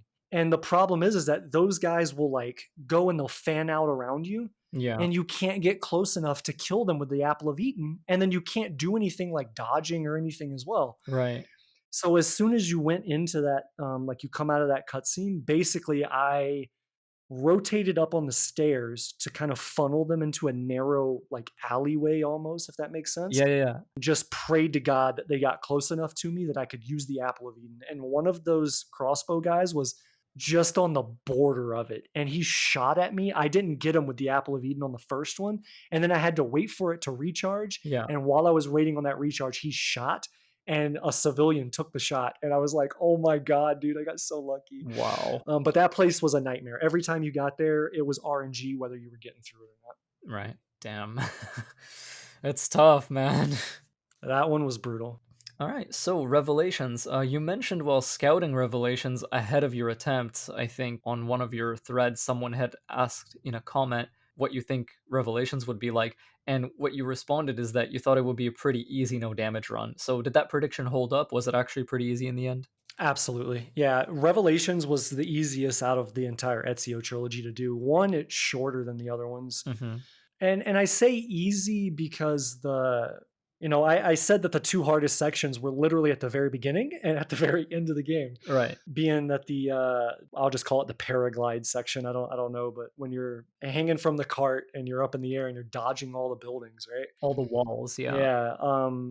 That one, and then the one at the very beginning where you're being dragged by the cart. And you're dodging the rocks, yeah. Yeah, those 2 sections were absolutely super, super difficult. Like, I can't tell you how many times I reset on the cart drag because it's hard to explain, but it doesn't always react the exact same way even if you're doing the same input. You might go super wide or you might go super, like, short sometimes. But because it was at the very beginning of the game, it was like, "Okay, whatever." And then the paraglide section in sequence 8 at the end of the game, that one was very consistent, but you had to turn early, if that makes sense. So you would, if you think of like a rectangle, right, being the building, and say the horse and the cart go around the left side of it. So you have two basically edges you need to avoid. You need to avoid the close edge and then the far edge. And what would happen is you would have to know and memorize that the cart is going to go all the way around. So you need to turn early to just barely avoid the small edge. Then you need to let go on the controls for just like half a second, like literally just an instant, and then push again so that you'll just slightly miss on the second edge. And if you don't do that, then you're going to go too far on the first edge and then slam into the second edge. It was like these tiny details you had to remember like 5 hours into a run or whatever it was, that made it super difficult. And obviously, your heart is beating when you're there because you're like, this is it. I just have to get through this. And then never mind the optional objective to kill so many people, which was also a pain in the ass. So You actually use, I think I remember you using a mechanic that I don't actually see a lot of other players use, which is you're not just stabbing people, you're doing the throw, where you're throwing one guard at another one. Right. It's kind of a shot in the dark, like it's not always going to give a good result. Half the time you'll throw and it'll just hit the ground and not actually impact an enemy, but impacting an enemy is a free takedown, right? So it was yeah, it was something I decided early on I was going to do just to minimize risk if at all possible. Cool. So how do you feel about the bomb system in Revelations? Did you end up getting a lot of use out of it, either in casual play or during your runs? Yes and no. There are specific strategies where I use, say, a bigger explosion, or because depending on the materials, you can make the explosion bigger or smaller or whatever. There was some areas I don't remember off the top of my head right now. It was so long ago, but there were some areas where I remember strategizing around certain components, certain bomb types. But overall, the system itself wasn't like a make or break thing. As long as I had smoke bombs and some explosive, like fragmentation explosives, then it didn't really matter necessarily what the size was in most areas. Cool. Any closing thoughts on the Ezio trilogy overall? Yeah, so let me speak to Revelations real quick. One of the hardest sections in Revelations, and I don't remember what sequence it was in, but it's where you have to kind of take over the ship and then you're like shooting the flamethrower on all the ships. Yeah, at high frame rates, it's really hard to avoid damage there. Yeah, so what I ended up having to do, and the strategy I created, was I ended up killing enemies before I did it, which is really, really cool. That is a 100% all me strategy. That's not a speedrunning strategy. Yeah, I've never seen that before. Yeah, I would definitely suggest checking it out. I'm really proud of it. And it goes back to our prior point about using a bomb because I had to absolutely use a bomb to reach some of the enemies on the like adjacent ships. The reason I bring up that section is I've had quite a few people message me and it's like, why don't you play with the sound on, like the music, in like my Assassin's Creed runs. If you've watched Revelations, you know that I had all of the audio on in Revelations. And Leo, you probably can relate to this, but on YouTube, they're very quick to copyright mark you Yep. for music. So I all of my runs I turn them off, but I love the music in Revelation so much. Out of every game It's so that good. I chose to keep it on because I wanted to hear it. And what's funny is the only section they copyrighted me on is a 60-second section when I start using the flamethrower, Oh, no. which is so weird. I'm like, why did it Why? why did it key in on that 60 seconds? It makes no sense. But yeah, anyways, to get back to your question, I think the Ezio trilogy is great. It's so available now. It's on Switch, it's on PC, it's on everything basically. It is a great, great introduction to the series if you've never played Assassin's Creed. I agree. And Revelation still is my favorite out of the three, just because the story got me. The story is so good. It's kind of like a send off to this character that you follow through these games. And The Altair. hook blade is so damn cool Yeah. and so useful. Yeah, you get to see so much more of Altair, and yeah, it's a good trilogy. And aside from no damaging it, Well, I yeah. highly suggest people play the trilogy if you've never played it. Mhm. Alright, let's get into the Kenway saga. So, Assassin's Creed 3, since you no longer do unsafe jumps if you're not holding legs or jump, I imagine you had fewer parkour-related mishaps in this game, but that's an assumption. What's your personal favorite movement system in Assassin's Creed and why? I feel like this is a retread of an earlier question. So my favorite movement, if you take all things into account, like not only just parkour but gadgets and things like that, is Syndicate hands down because it implements Unity mechanics and the the grapple. Yeah, like the rope launcher. That thing, yeah, the rope launcher is just so good. It's so good for avoiding damage. It's so good for getting through things quickly. Like it's so good. I loved those mechanics. Honestly, I remember going from Revelations into AC3 was a shock to the system because of how different it is. It just feels so weird and different, yeah. Yeah, and being that, I was, contrary to popular belief, actually, I think a lot of people think I did AC1 and the Ezio trilogy. I didn't. I think you did Odyssey first, right? No, I did AC2 and Mhm. then Brotherhood. And then I think after Brotherhood, I did AC1. And the reason that happened was what I spoke on earlier. I didn't think that AC1 was possible. So I moved on to AC2. And Right. while I was doing AC2 and Brotherhood, I was working on AC1 trying to figure it out. And when I finally figured it out, like we discussed, when I wrapped Brotherhood, I went into AC1, if I remember correctly. And then from there, everything happened sequentially. Gotcha. But, anyways, point being, spending time with AC1, Ezio Trilogy, those movement systems are more or less identical with some upgrades. Yeah. And then going into 3, it was just such a like culture shock. The movement was so different and felt heavier, and yeah, it was kind of a pain at the beginning to To adjust. to adjust and get into muscle memory, but once I did, it was fine. I don't remember there being like any crazy issues with it. Cool. I consider AC3 to have some very hard full syncs, not consistently across the entire game, but 3 or 4 of them are brutal. Did you find it hard to no damage full sync this game compared to the others? Yes. I actually. So the first full sync that comes to mind is sequence 7, crossing the battlefield without taking damage, because I didn't understand where the damage was coming from and why. Yeah, like the animation. That's something that I had to do a lot of research on and I couldn't find. The only reason I figured it out was it was just a chance that my eyes were looking at the right spot. So I went and, YouTubed whatever that mission was, full sync, and I probably watched like 10 videos of people going through it. And I was like, so what are they doing different? I was like, I'm doing the same thing. I was like, I didn't understand. I tried, people did different routes through the battlefield. So I tried that, still took damage. And finally, like I said, my eyes just happened to be looking at the very, very, very back of the map, so to speak. Mhm. And I realized that the damage is actually coming from the damage like what the developers want you to see is that all the muzzle flashes in the background. It's not the bullets hitting what you're hiding behind, it's the muzzle flashes in the background. So when those muzzle flashes go off, if you're not in cover, you will take damage. If those muzzle flashes are not going off, you will not take damage. Yeah, regardless of sounds or anything. Exactly. It took so long for me to realize that because I was doing it on sound and on animation of impact on the object I was hiding behind. And it turned out not to be the case. So that one was difficult until I had that revelation moment. And then sequence 8, when you're doing the public execution and you have to assassinate Hickey, Oh, yeah, yeah. that one was difficult because at the very beginning, it just seems like pure RNG to me because Hickey runs faster than you. Sometimes he'll impact with civilians in the audience and he'll stop, Yeah. and you have to keep both of Washington's bodyguards from dying.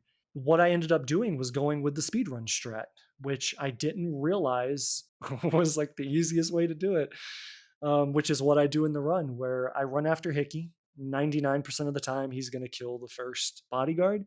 But then what you do is you kind of do this like horseshoe around Hickey where you shoulder check him. And for whatever reason, that shoulder check makes him just enrage and only look at you, because after you shoulder check him, his AI locks onto you and will only attack you. So you can stop him from killing the other guard. And then you just have to deal with, I think it's 2 of the other enemies before you assassinate him. And then you're full sync on that one. And then the last one that I have on my list. So this is my 3. I'm curious to hear yours when I'm done. But the last one is the final sequence, or I think it's the final sequence. It's sequence 11, whatever. But you have to destroy the loyalist reinforcements, and the optional objective is to destroy frigate powder stores, Oh my god. which basically is an RNG thing. Because of the way the hitboxes were programmed, it's basically an RNG thing. So the first, you have to do 2 of them, and the first one they give to you for free. It's just out there, you target it, shoot it, and it's done. Yeah, But the second one, you have to expose it, and there's only 2 frigates. And because I'm not doing all the side stuff, the ship is not upgraded. yeah, So it's very weak. So I'm balancing taking damage with trying to get this powder store exposed. Through my research, the only way I could find to do it as consistently as possible was to ram the ship at the front of it. Obviously that means you got to get close to it, which means you're going to take a crap ton of damage. right.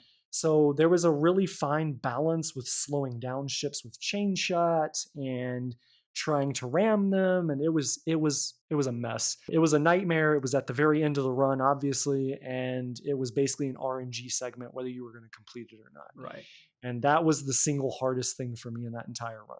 I feel the same. I think that's the worst full sync in the entire game, and it's so weird because both if your ship is not upgraded enough And this is what I experienced on my first playthrough when I was just playing the game casually, if your ship is too upgraded, you will actually still find that very difficult because you'll end up just destroying the, you know. Exactly. Yeah. Like I said, it's all RNG. You could just do it slightly off the right angle and then you're screwed. Yeah, And that's a lot to deal with when you're going through that much game just to get to that one point and have 10 seconds to decide your fate. very unpleasant for sure. AC3 is the only game in the series to let you run multiple proper assassin missions in present day as Desmond, missions that use the same skills and gameplay you learn in the Animus, which is a lot more exciting than present day usually is in these games.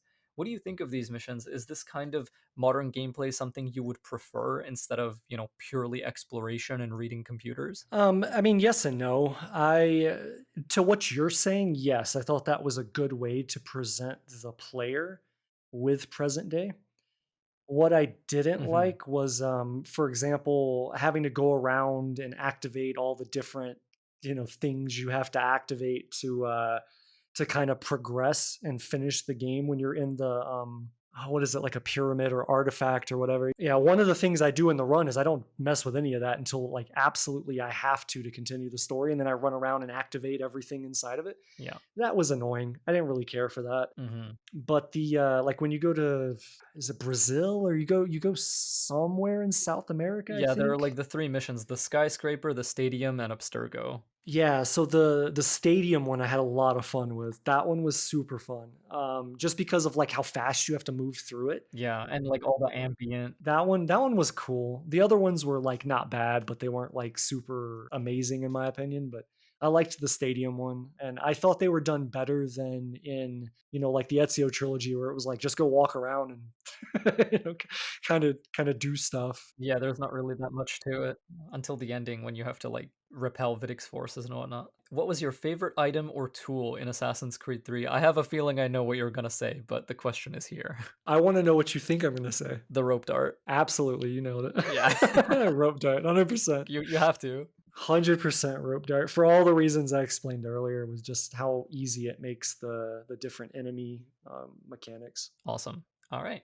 We're gonna move on to Black Flag. I only have 2 questions for this one. Black Flag introduces RPG-style vertical progression for your ship, and you can't easily proceed through missions without upgrading your ship at least somewhat in this game. This kind of force grinding is something that AC would continue to do, especially in the last 3 games, but Black Flag has no new game plus. So how did you deal with the need to get upgrades? Yeah, with a lot of like research and pre-planning, and on attempts where I failed certain things, just kind of continuing to see how things would play out. That's generally my approach with things that are so closely tied to resource. Mhm. Going off on a tangent here, I just completed God of War 2018, no damage, Nice. Yeah, yeah. and it was the same issue I had in that one with XP. I do a method of gaining basically all the XP I need for the entire run in the very, very early stages of the game, within like the first 30 minutes. Right, just getting it out of the way. Right. And so when I did that in God of War, it was like I started at like 120,000 and then dropped it to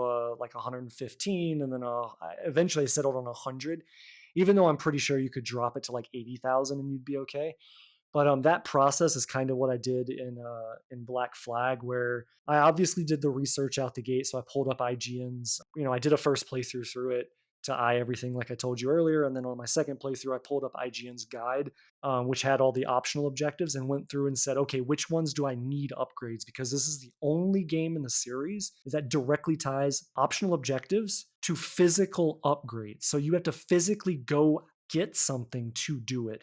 Every optional objective in the game everywhere else in the AC series, you could literally pick up nothing and basically do them, Yeah. as I remember it. So I went and said, okay, this sequence I need this sequence I need this, and then when I was doing that, like point A to point B, then B to C, and going through and practicing different sections, I was kind of iterating on the process, making sure I had enough money or whatever.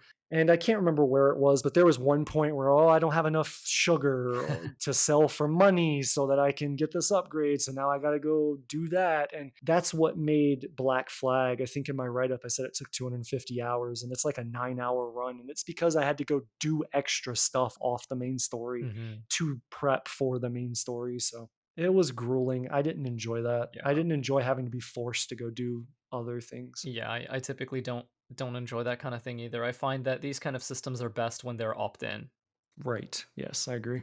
Right, what was your favorite item or tool in Black Flag? Can I say the smoke bomb? Yeah, why not? Well, let's just say the smoke bomb, and then I'll caveat and say dual pistols or multiple pistols Yeah, was very very I helpful. love how that game lets you, like, equilibrium guys with your guns. Yes. Super cool. Yeah, I mean, there's a section where God, now I'm trying to remember, is it in 4 or was it in 3? Anyways, there's a section where you have to board a ship. Actually, I think what I'm thinking of is 3. I was going through and I had to, like, stop and reload, and it wasn't 3. Stop and reload and stop and reload and stop and reload, and I was like, "Man, it would be so nice if I just had multiple shots to take here." And so, yeah, I would say just being able to wield multiple pistols, which I think for my run, I went up to 3. I don't think I actually went with 4. I didn't need it. One thing I love about that mechanic in Black Flag especially is it's a historically informed thing used to make gameplay cooler. Oh, yeah. Reloading pistols at the time, firearms were very slow to reload, and so real pirates did carry multiple guns because it was just faster. Yeah, no, it perfectly draws you into the reality of the time period, and they did a good job with it. Yeah. Right, so I only have one question for AC4 just because I don't have much to ask on this game. It has my favorite naval combat in the series since your ship starts out really strong, Agreed. but it's the game I've played the least in the series, and it's not doing all that much different, just taking what worked in Black Flag and putting a spin on it.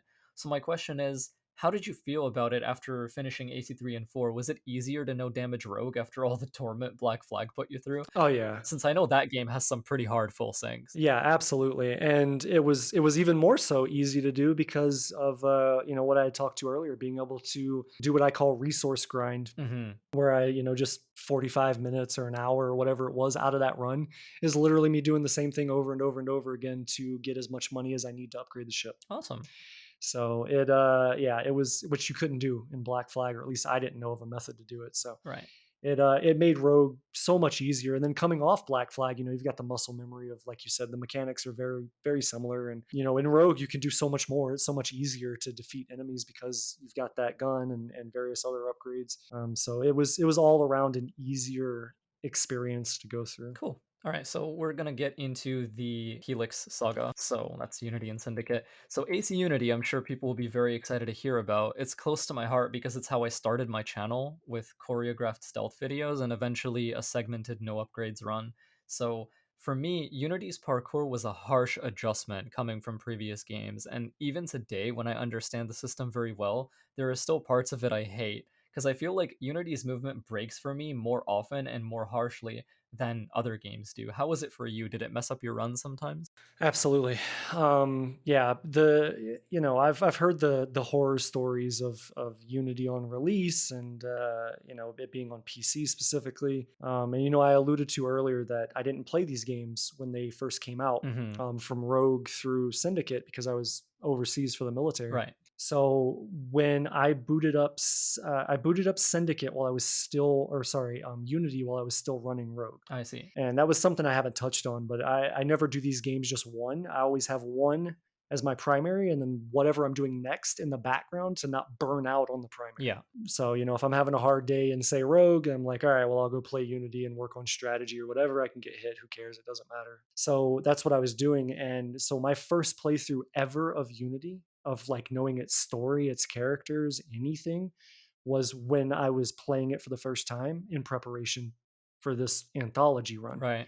and I freaking hated it. Yeah, I bet. I wrote posts on Reddit. I was like, "This game is terrible." I wrote like all the reasons why this game was terrible. I was so, dude, Leo, I was so mad that they took Whistle out. I know. I was so mad. I was like really, really, really pissed off about that. More than anything else, I was like, how are you going to promote this game as a stealth game when my ability to do an optional objective of killing an enemy on a corner is to either throw a loud ass firecracker, because that screams stealth, right? Or I have to stand up and let them see me, Yeah, to like SSI lure them. and then let them walk over to me, because that screams stealth, right? I was so mad. I was so mad at this game and like all of the decisions. I thought the parkour was cool though. Yeah. Having an up and a down. that could independently be controlled, I thought was really cool. Very interesting addition. A lot of people had issues, and I remember hearing the horror stories of the bugs, the empty head with the eyes and the mouth and the teeth, right? And I didn't have any of those issues. The only bugs I ever ran into in no damaging that game was parkour breaking. And inside of my write up for it, I actually put examples in there because I've been doing, I'm doing all this off of stream, right? Off of having an audience watch. Yeah, so you can just click. Yeah, if anything happened during any of my attempts that failed that I thought was interesting, I wanted people to see, I would just clip them and upload them to YouTube. And so that's what I did. They're all unlisted, so you won't be able to find them if you just go to my channel. You have to go click Mhm. on the link inside of the write-ups. But yeah, I mean, I have several examples of the parkour system and the Yeah. cover system included in that just breaking. And that was the majority of my runs being failed were because that system broke. But outside of that, I didn't have any issues with it. Nice. Yeah. It's funny because, we touched on this in our intro, but, a lot of people are like, oh, Unity is like flawless, right? But it's like you're only saying that because you're playing it at a very like, laissez-faire kind of level where you're just playing it to have a good time. Yeah. As soon as you start pushing this game to the limit, like you will notice. Yeah, and one of the things I want to say on the parkour, man, is a lot of people hold Unity in high regard for its parkour. I think it does a lot of good. In fact, in my write up, I said it had the best parkour. Mhm. Granted, I wanted to say Syndicate, but Syndicate was just a buggy mess for me when I was running it. Right.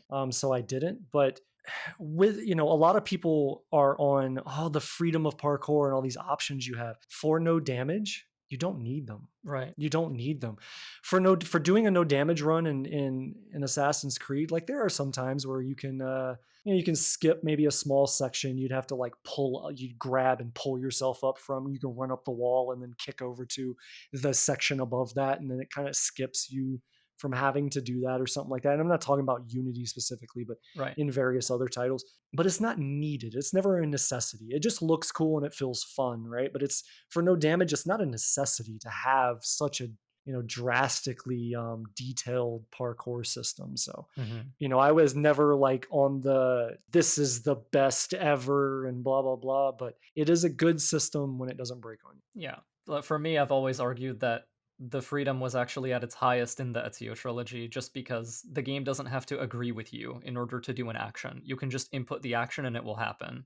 This is true. Yeah, yeah, this is very true. Yeah. And also you have omnidirectional catch ledge, so if you mess up, you can actually save yourself, which is something you can't really do in Unity. Yeah, I miss that in some of the, like, later games, because there's a strategy I have in, I think it's in Brotherhood. It's when you're escaping, to go get the Apple of Eden, right? Old boy runs out and Yeah, you can just toss yourself off. yeah, that's what I do. I run down you jump into the hay bale and then you run down the wall and I just yeet myself over the side and grab the ledge. Yeah, it's such a great mechanic.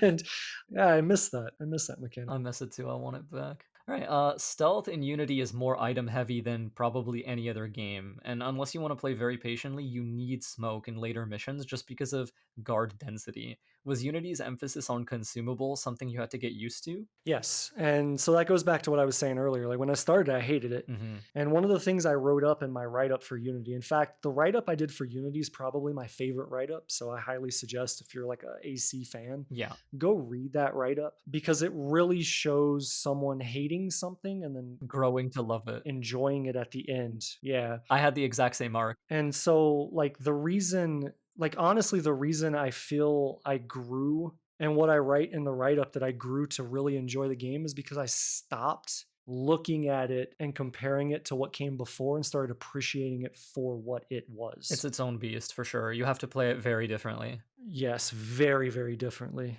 Once I started to appreciate it for what it was, and once I started to realize that it really is about pistol shots and phantom blades and smoke bombs and, maybe a disguise fitted in here and there, right? Like to Mhm. get through sections, efficiently and without damage and low risk. Like once I figured that out, it made it more enjoyable. And that's one of the reasons why in the write up I write that I went through a resource grind with it belongs in a museum Yeah, to build up money because I quickly realized that this run was going to be dependent on gear. yeah. And it's going to be dependent on me having, various upgrades and having enough of those upgrades. And the other thing was you will always be at a resource deficit in that game if you just play the story. If you just do the main story, yeah. Yeah, you'll always be behind in money. You'll always be out of money. So that was another reason why I did the resource grind. But once I realized all that and I just accepted it for what it was very enjoyable. I like when I got the run done, I was like, I kind of like that. Yeah. And to take it further, when I talked with Declan and James the other day, Oh, it's some of their favorite. I think it's one of their favorite games. I asked them a question. I'm going to take the opportunity to ask you the same question. Okay. I asked them a question. If you wanted to see any game in the series done without damage 100%, what would it be? So before I let you answer that, you know how much, he likes Unity, and he didn't want to tell me Unity. He said, I don't think Unity would be doable because you have to, go through the co-op missions multiple times. You have to do these different things that are built for having other players with you. And I'm a very competitive person. So when he said that, I was like, I might just have to 100% no damage Unity just to prove it's doable. So I actually added it to my list. It's fairly down on my no damage Q game list, but it's on there now. So take the opportunity. What game would you like to see in the series out of the mainline title? No damaged 100%. And I will tell you the same thing I told him. Okay. You can say Valhalla, but please don't say Valhalla. Yeah, no, no way, no way in hell. Screw that, man. Like, until New Game Plus, and maybe even then, I don't know about that. I would say Unity. I know it will be hard and it will be very time consuming Hmm. because, like, the thing about Unity is to 100% that game, you have to do a lot. I do think it's possible because of how strong items are. Yeah. Good. Okay, cool. So then that even more so reinforces that it's on my to-do list. Awesome. I actually looked up the speed run for it. I haven't looked at what was done for the speed run, but the speed run's 12 hours, I think, to get it done. It's less than Valhalla.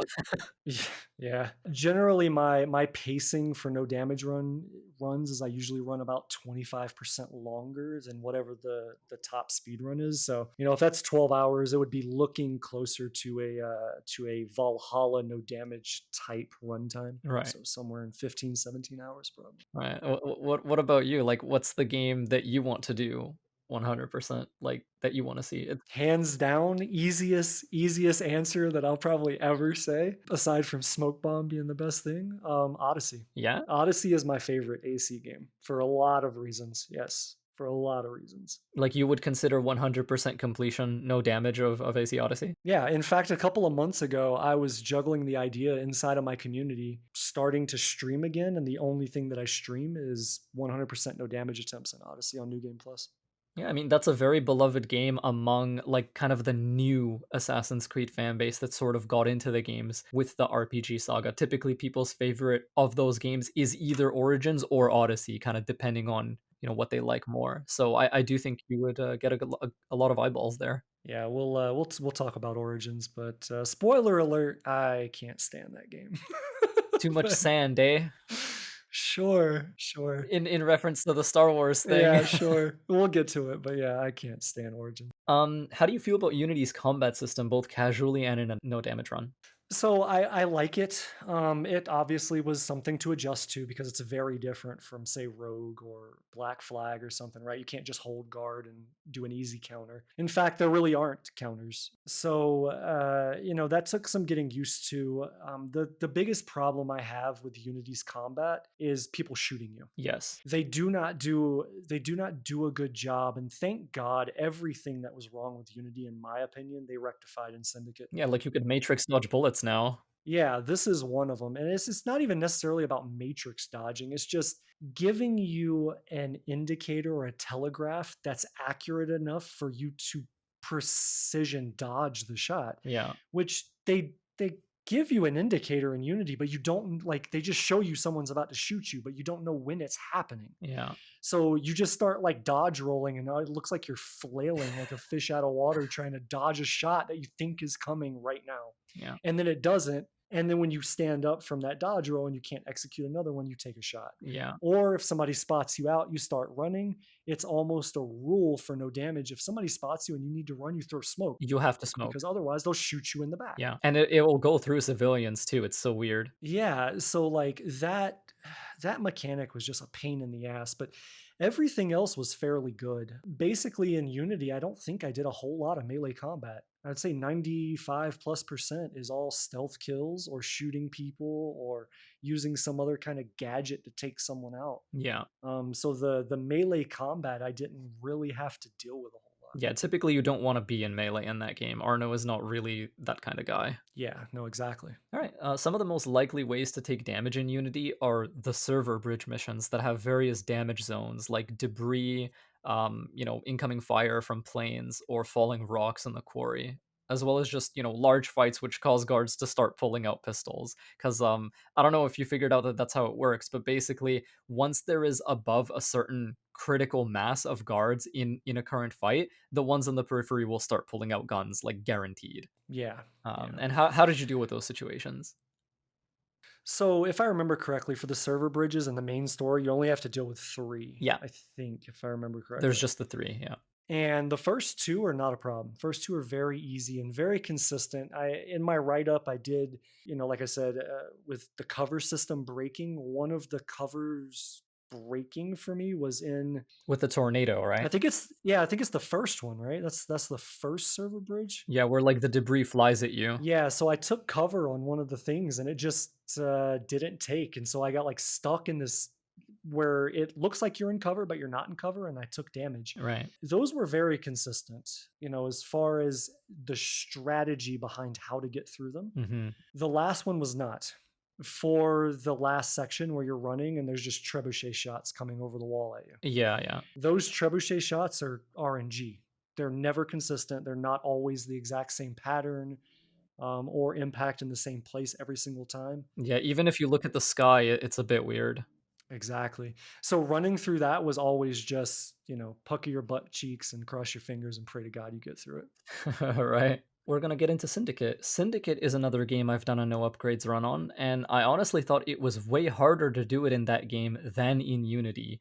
Did you find no damaging this game easier or harder than Unity? So the actual game itself, I Unity or Syndicate was a buggy mess for me. It was so bad. And Mhm. the only thing I can hypothesize from that is my hardware is too good for it. It's too new, yeah. Yeah, and so that is causing conflict in the way that it was programmed and designed, which is also why I think people have problems with it on like next gen. Makes sense, yeah. But if you took all the bug problems and all the damage I took from bugs out of it, it was easier than Unity, I think, because you had whistleback, because you had, the grapple, the rope gun, or Yeah. that whole mechanic, right? And you had the kidnap mechanic where you could, like, basically grab a dude and you're in stealth as long as no one steps into your circle. Yes. Yes, like you had so many better options to fully be stealthy. Mhm. And then you had, all the cool tricks, right? You had guns and you had Yeah. smokes and you had all these other different things you could do, right?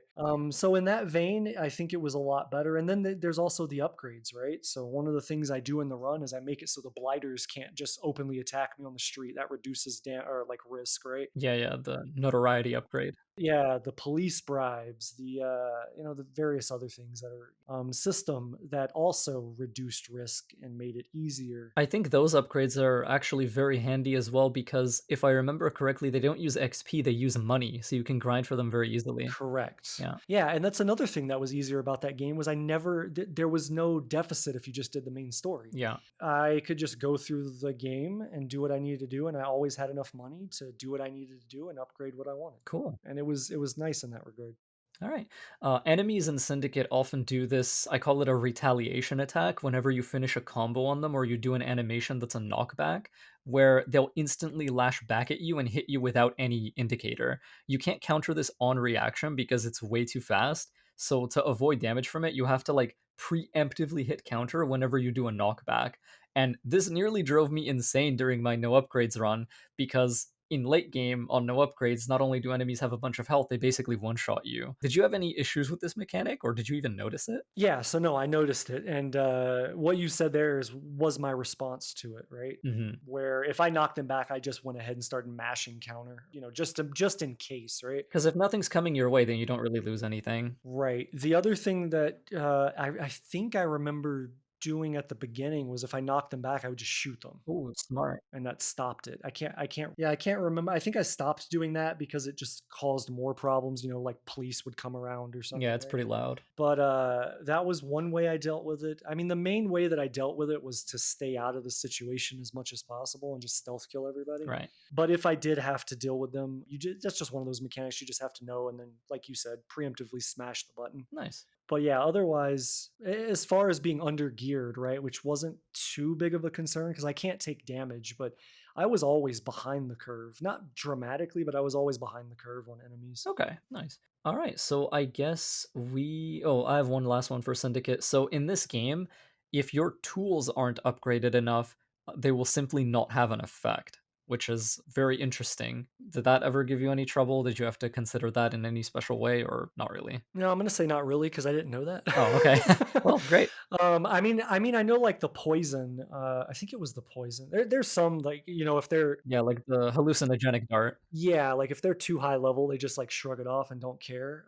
I remember noticing that, but any other type of utility, other than obviously like reduced damage if they're higher level than you, I didn't really notice anything. But it wasn't really an issue. Everything in that game was very scripted as far as my approach, what tools I used, and things like that. The biggest, like I said, issue with Syndicate was just all the bugs I had, man. And then the at the very beginning of sequence 3 when you're taking the carriage with Evie, Oh, yeah, yeah.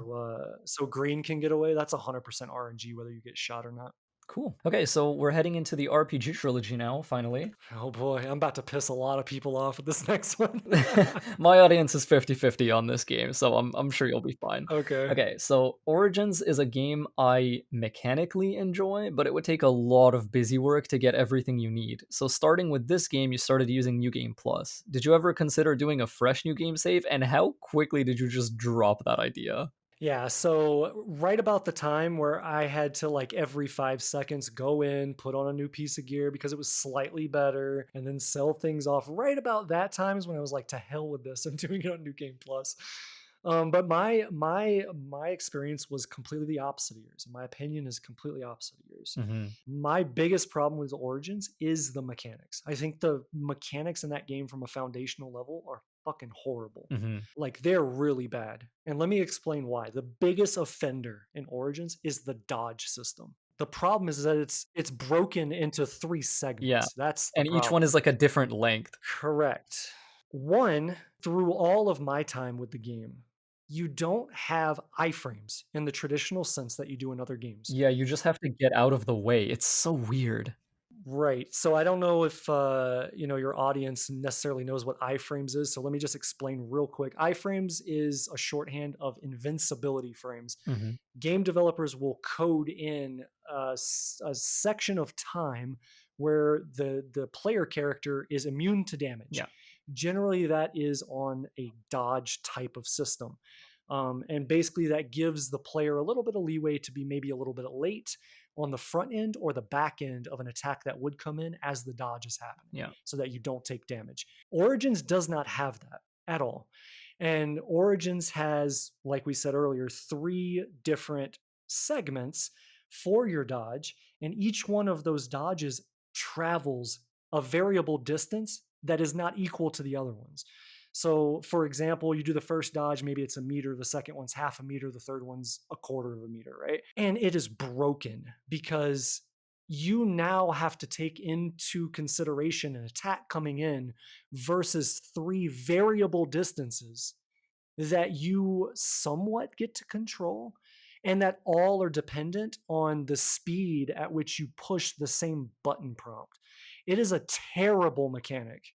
It is a terrible mechanic, and why I believe they went to a more standard dodge system in Much Odyssey better. and an even better one in Valhalla, Yeah. in my Where, opinion. like, you could do a short dodge or you could hold it and you'll roll. Exactly. Combat in Origins, specific to the nightmare difficulty, specific to Aya, is the worst thing in the game. It's horrible. Yeah. Especially, like, I found Septimius, like, the final boss. Yep. It's a horrible fight. Like, I can't tell you how many times I lost runs, and that is literally the last section. I mean, you It's the end of the game, there's nothing else.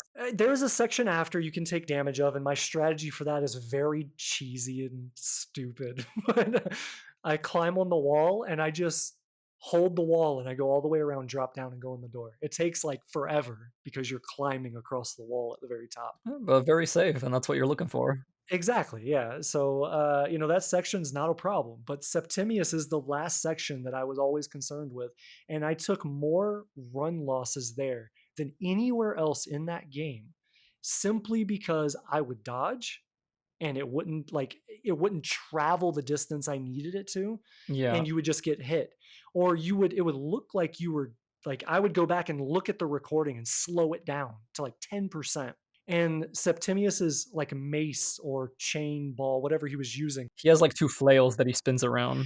yeah, would the actual animation would miss me. The hitbox on it is so, like, disjointed. But I guess the hitbox was a little bit different.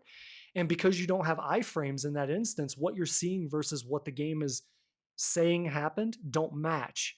And that just makes you feel pissed off, you know? It's awful, man, like, I hate that fight. Yeah, that whole like the Aya sections and the dodge mechanic made me loathe that game. Like, not love, loathe that game.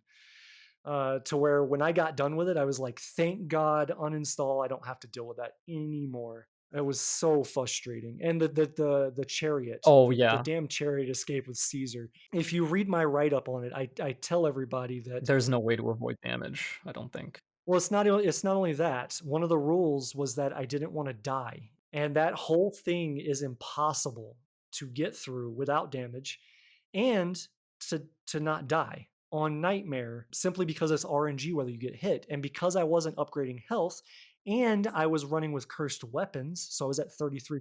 Right. If I got hit 2 times, I was dead. So it was impossible to get through that on Nightmare without dying or without getting hit. So I had to change it to story mode or whatever the easiest was, and then go through it, and as soon as the elephant came out, then I would change the difficulty back, and that was just so I wouldn't die. And that's poor game design. It is. The developers did not give you a way to avoid damage and made it so RNG reliant that on the highest difficulty, because they took the easy way out, which a lot of developers do, which is, They just inflate the numbers. yeah, inflate the damage you take and inflate the health the enemies have. There's no control you have in that game for that section, which is another reason why it just infuriated me. It's an auto scroller where, like, you have to get hit, it's just horrible. I never like them. Yes. In a game where he has a shield, like, just grab You like, could just let us block, like, what is this? dude, I said this to Declan and James. I said, "That section is not forgivable. I will forgive them for everything else that is bad in that game because they were trying something new, and I'll never fault you for trying something different. But for that section, there is no excuse because they could have given you a shield, or they could have made it so that, hey, you could say, I mean, it wouldn't necessarily make a whole lot of sense given the situation, but say you ducked down below the line of the chariot, and they could just easily code the game that only arrows shoot from that line and up, so that you could, similar to like you do on ships, You could, like, brace, yeah. you take cover, you don't take any damage, then you pop up and you could attack, right? And that would force the player into an area of greater choice, greater skill in when do I fire, when do I not, to offset the balance of the damage that Caesar is taking. And if you play too passively, you're going to lose that section in desync, right? Yeah, there would be actual gameplay and skill expression. Exactly. And they didn't do that. So I will not forgive that section. That section is terrible. And yeah, Yeah, that section more than any other makes it very apparent that Origin's Nightmare difficulty was actually it was basically DLC, like, it was a patch, it was an update. When the game came out, it just had hard. correct. All the later games, Odyssey and Valhalla, like, they did start with Nightmare and Drengar, but Origins didn't, and you could tell that, like. Yes. It was the easy way out, inflate the numbers, and then send it out. Right, Origins does have one thing I really like, which is Sleep Dart. You can get a lot of them, and they dramatically accelerate your stealth gameplay, like, you can just zip through areas. What do you think of Sleep Darts and Origins? Yeah, so there was only one section I used sleep dart, and it was when you I can't remember her actual name, but it's when you go and assassinate the hyena. It's when you do the actual fight. So when you come up out of the pyramid, you climb out into that open area. There's always a hyena down at your like 10 o'clock. Right. So what I would do is my strategy was to drop down, and generally I would sleep that and then kill it with predator arrows, if I remember correctly. Right. And the reason I did that is because that section, no matter where the hyena went, you were always safe from damage because she wouldn't have line of sight to shoot you. So I would always deal with him, and then I would use the predator arrows.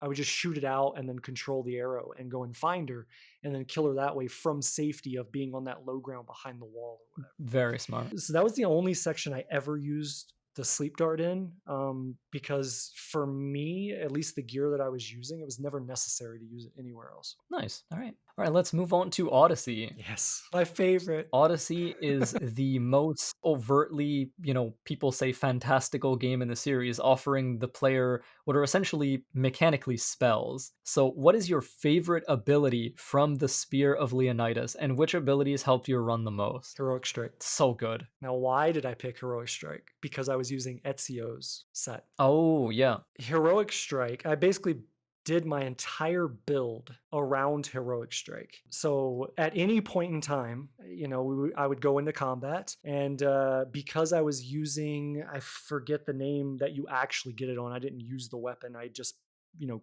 engraved it on the weapon I had. But the thing from the crossover, the dagger you get from the crossover that gives you instant kills on any enemy that's your level or below. And because I was using it on New Game Plus and I was at max level, every other enemy was at my level. It essentially made the game like a traditional Assassin's Creed where you were rewarded for stealth because you would insta kill them and you didn't have to worry about it. Right, which is a huge criticism that people typically have of the game, including me on a raw new game playthrough. Right. So basically, any enemy that I was able to assassinate would instantly die. Nice. And so I didn't have to basically that takes 95% of the enemies in the game out of the equation for risk because if you can just assassinate them. Yeah. So then it's like, okay, well, how do I deal with say the commanders inside of The conquest battles or whatever they're called. yeah, yeah. So like in instances like that, you have like the various captains or commanders or whatever you have to kill or whatever to then draw out whoever it is. Yeah. How do you deal with these guys surrounded by all the other ones that are attacking you, right? So my go-to was heroic strike. I would just heroic strike them. Then I would just perfect parry Mhm. and it would instantly come back off cooldown because of the Ezio set bonus. And then I would do it again and then perfect parry, do it again. It made it very, very easy to get through very hard sections Mhm. with that build. Super cool. My next question actually would have been about your build, so nice that you talked about it. Yeah, I really like Hero Strike. It's just so satisfying. Like the animation for it is like when you sweep their legs out and you get that little bit of slow motion. Super cool. Yes, it's so good.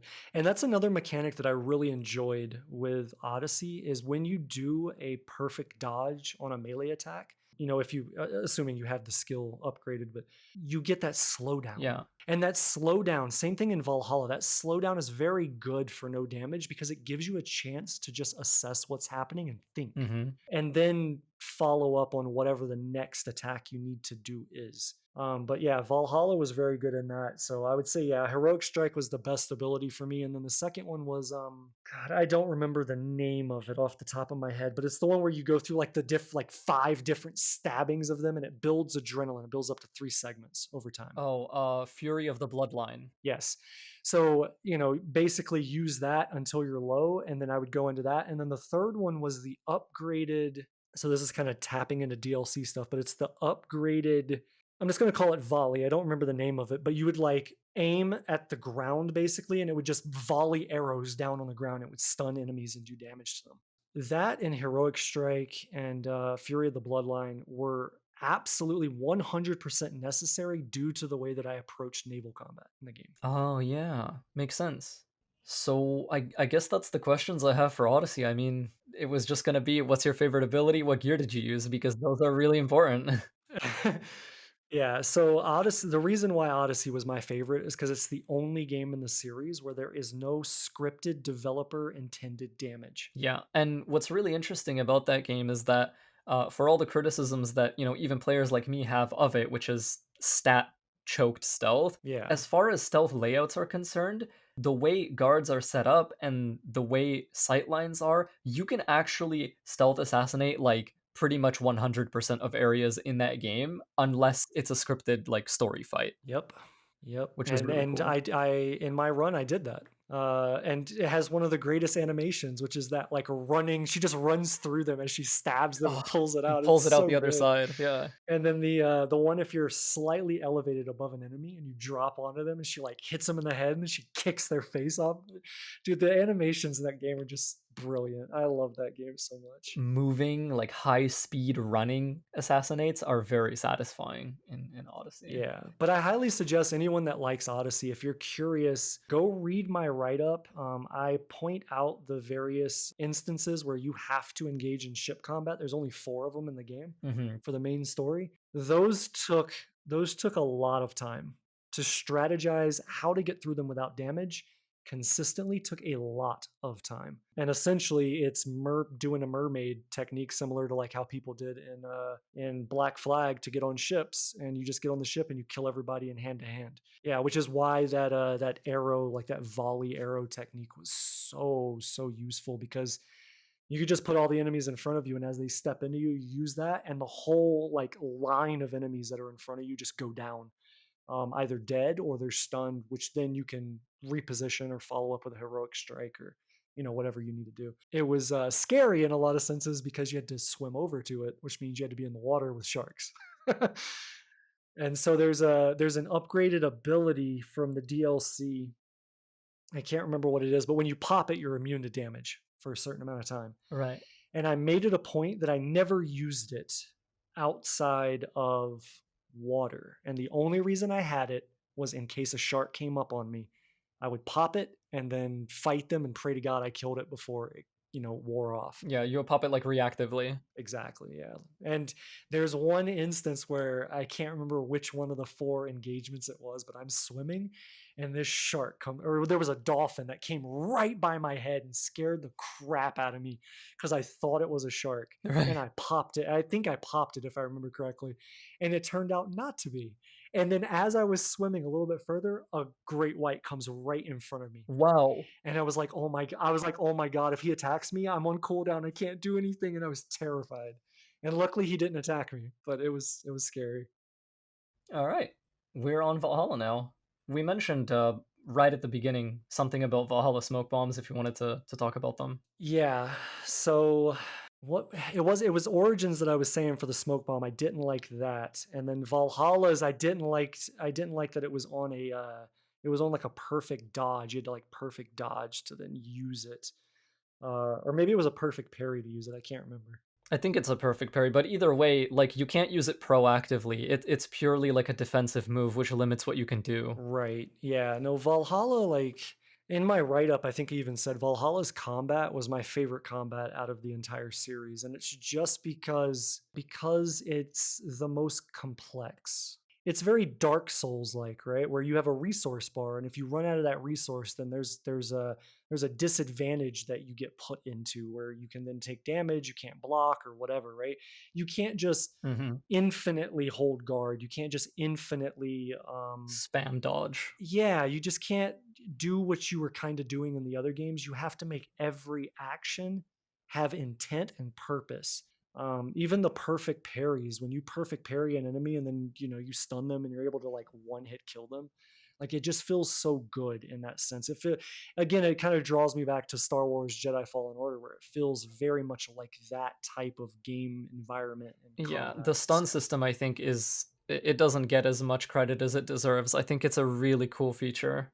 it's very good, and then the fact that they put, the ability to assassinate anyone based on skill is Yeah. amazing. In fact, one of the hardest skill checks is in it starts with an E, I can't say it, I'm not even gonna try, but in the arc where you, deal with the picks. Oh, yeah, yeah. And you end up it's very early in the arc. You meet up with your guy, I can't remember his name, starts with a F maybe, and you help him fight everyone off, and there's a couple of them that start running back to report, right? And you have to run them down and kill them, and then you're at their camp or base or whatever, and you have to go kill that guy that's inside and that the floors collapse under you, right? Right. Like in waves, right? You can do that entire fight without having to do the fight. If you just climb the wall the way that I do, and then you jump down and assassinate him with that insta kill ability. Now the window of you getting it is literally a sliver. I challenge anyone that likes Valhalla, pull up my video and go look at that section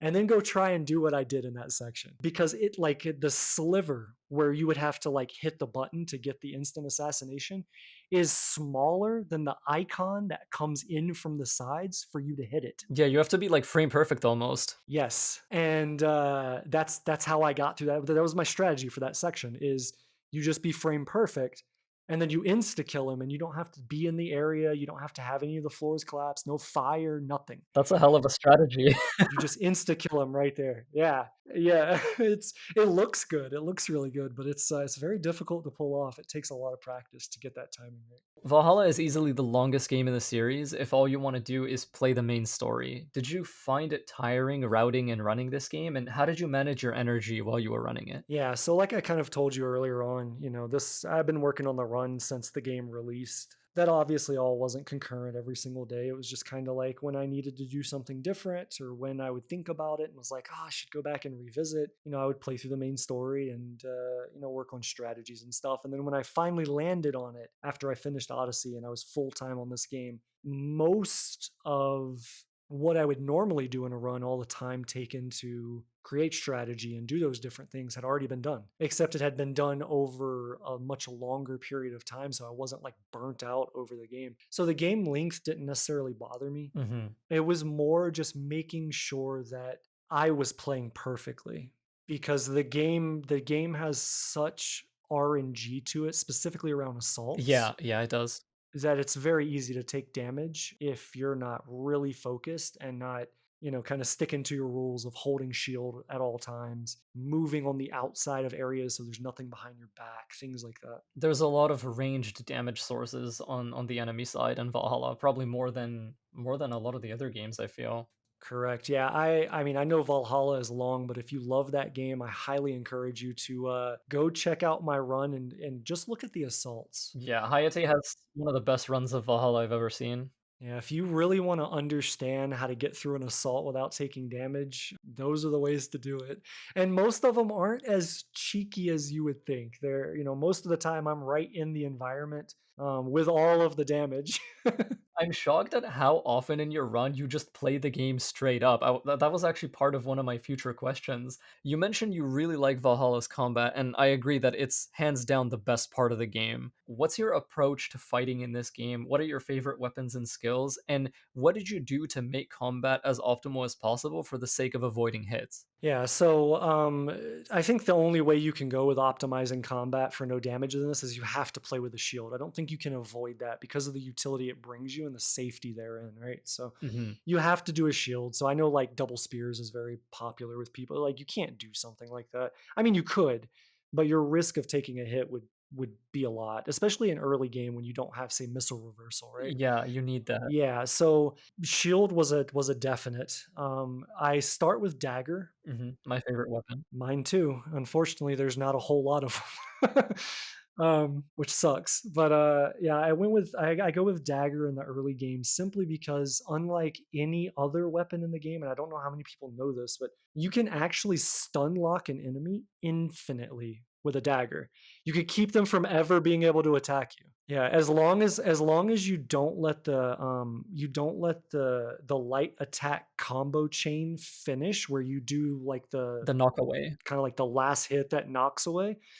Yeah, so as long as you don't let that happen, and the way to do that is you just attack, attack, attack, stop for brief second, attack, attack, attack. As long as you do that, you can just keep an enemy straight up in that spot, never able to attack you, and you can just kill them. Yeah. So it's very safe, very reliable, very easy. So I start the game with that, and then once I'm able to wield spear and shield through the heavy skill upgrade, I go with spear just because the spear allows you to be at distance, and if you're outside of the range of an attack from an enemy, then you're 100% safe, right? So Yeah, spacing is huge in Valhalla. exactly. Yeah. Just like it was in real medieval combat. So if you're able to keep them away from you to where they can't attack you, but you can attack them, that's the definition of safe, right? So Mhm. so I went with that. As far as other things that made the game and like my approach to combat. So early on in the game, when you get to Ravensthorpe Yeah. and it's like, hey, we need to go raid, right? To build up Ravensthorpe. What I do is instead of going right down the river, I go left down the river. And that enters into my ability acquisition part of the run. So there are two abilities that, for no damage, you literally do not want to be without. And in my opinion, even for a casual run, these are the two best things. That is sleep fully upgraded so that it hits multiple enemies, Hmm. and then a fully upgraded harpoon. Yes. Those two right there are the reason why no damage in that game is, in my opinion, doable as easily as it is, if that makes any I sense. feel the same. Yeah, they're easily the best skills. So the reason for the sleep arrow is pretty obvious. What might not be obvious to a lot of people that play the game casually is that you can use it in combat and assassinate people in combat. So I use that a lot, especially on like the bigger, heavier enemies. The problem is that it's not consistent. Yeah, sometimes they just don't care. Yeah, they just give like no care at all, and then they just come at you again. And then the second time you do it, then they might respond, or you can do it over and over again, and they don't care either way. So it is inconsistent in certain areas, but for the majority of the game, it's very consistent. Yeah, And then the second thing with the harpoon, so I played on Aesir, right, and Master Assassin, which are the two hardest difficulties for the game. I see. And it's one of the things that I show at the very beginning of the run, like literally the first 15 seconds as I go and I show you what I do because, or what all my settings are, because I skip the intro because the intro is long and there's no way for you to take damage. So I start the run as soon as you are Eivor and you're damaged and now you're running to go free your people. Yeah, So the first thing I do is I open the menu and I show you all of my settings. So you can see that everything I'm doing is on the hardest difficulty that you could possibly make the game. For whatever reason, they kind of carry, it's not as bad as Origins, but they kind of carry over the buff the numbers type approach with Aesir in that, let's say when you're doing the Brothir and Broder, something like that, I think. You might know what I'm talking about. You're in like the long house and you have to fist fight both of these guys in this tiny little area. Yeah, it takes forever. They can hit you like once or twice and you're dead, but for you it takes forever. yeah, So there's an element of, you take damage so easily and it takes forever to kill enemies sometimes. And that is apparent in boss fights. So for example, when you're fighting Ivar, definitely. right? If I was to just fight him with at the time I get to him, I've got spear and shield. If I was to just fight him like that, it would take forever. However, the damage reduction that you do to enemies on the hardest difficulty and really the harder difficulties because it goes all the way down the difficulty chain, the damage reduction that you do is not applied to harpoon. Yeah, it's insane. It's applied to other abilities, but it's not like Mark of Death it's applied to, but it's not applied to harpoon. So if you harpoon an enemy and throw them into a hard surface, they take a crap ton of damage. Yeah, they take full damage from it. Exactly. And so that was my approach to boss fights, was to use harpoon and just smack them into surfaces. Yeah, it's actually a really interesting way to play because fighting becomes about building resource. Correct. The actual, light attack and whatnot damage that you do is all about adrenaline gain so that you can do your actual damage, which is your harpoon. Correct, and the same thing with arrow shots. Every enemy has a weak spot that you can shoot. So I would shoot those, and if I can get them, great. If I can't get them, it doesn't matter because I'm just building resource. I don't care if I can get that nice little chunk of damage from running up to them and hitting R or whatever it is on console. And I used arrows a lot for that, and a technique with Valhalla that didn't exist, I don't think, in any of the other RPG trilogy games that I don't know that a lot of people know about. In fact, it's a strategy for the very first assault, where you go and assault Kyoto, is that as long as you have at least one arrow, if you upgrade your arrows, you will get full arrows out of it. They're, like I said, the Kyoto one, that assault is a very, very good example of it because when you get to the final, like that final door you have to open and break through before you run in, and old boy sets the whole place on fire. There are archers on the wall above, Mhm. archers all throughout behind that wall. So my strategy is I run up the left side of that wall and I get behind a building and I kill all of the archers except for the ones to your left on the highest high ground. Those archers on the left on the highest high ground are random Right. as to how many will be there and in what position. And there are instances where if you get bad RNG, you will have to restart the entire game because it will be impossible for you to get to the door to open the door without them shooting you. Right. And because I have to take out so many archers, I path through the early game in a certain way to pick up resources so that I go there with full arrows. I use all like 12 or whatever it is. And then when I'm down to that one arrow, I upgrade the quiver and then it gives me 14 arrows. So now I've got 14 additional ones that I wouldn't have had. And then I go through it again. If I need to upgrade, I can do it again. And then there's some arrows you can pick up along the wall on your right. But there are quite a few times in the run where I have to actually strategize in upgrading the quiver specifically to give myself more arrows, so that I can do damage and build resource safely without having to be like in melee distance to somebody. Yeah, it's one of the most interesting things in that run, one of the smartest things, and you're right, a lot of players probably don't know about that. Yeah, it's something I kind of stumbled onto early on. I just noticed that it gave me full arrows, and I was like, I'm going to use and abuse this. Yes, finding those mechanics is to me like one of the little joys of this kind of gameplay. All right, so the last question for Valhalla is maybe it's just me, but I feel like you play riskier and more aggressively in certain places in Valhalla. Is this just a consequence of you enjoying combat, or are you trying to prevent enemies from outputting more moves by killing them quicker? So I guess it depends on the second point. I'd have to know exactly which areas you're talking about to like really talk to the strategy there. But the combat in Valhalla is very comfortable for me because of all the time I put into Jedi Fallen Order, Hmm. and that the mechanics are very similar, right? You're very much rewarded for perfect parries. You know, there are several times where there's an archer and I just stand there, wait for him to shoot, perfect parry it, quote unquote, right? For missile reversal, Yeah. send it right back, right? I'm very comfortable with the combat in Valhalla, and I just kind of carry that confidence through the run, I guess. But yeah, speaking to certain sections that might be more risky and why I'm doing it, I don't know. You'd have to give me an example of what area. All right. Okay. What are your overall thoughts on the RPG trilogy of Assassin's Creed games, both as a casual player and as a challenge runner? So as a challenge runner, New Game Plus is nice because I don't have to spend 17 and a half hours to go through a story. I feel you. Granted, in Valhalla, even if there was a new game plus, it wouldn't have reduced the time much further than I did anyways, because I don't go out of my way to do anything in Valhalla. I just go straight through the story. It's just a long game, right? So, new game plus in Valhalla wouldn't make a whole lot of difference on time. But like the RPG trilogy as a whole, again, I touched on this earlier. I think it's more about expanding on and explaining more of the side lore than Assassins and Templars. So I really enjoyed that. And I like that it is very open world. I know it can get repetitive. I know it's, hey, just go clear off icons on a map type thing, but I don't feel like that's fair criticism to the RPG trilogy because that's Syndicate, that's Unity, that's Rogue, that's Black Flag. That's it's been like that for a while, right? Clear icons on a map. Spider-Man PS4, which right now I'm currently running for no damage, is the same way. There's a bunch of icons on a map. Go do them.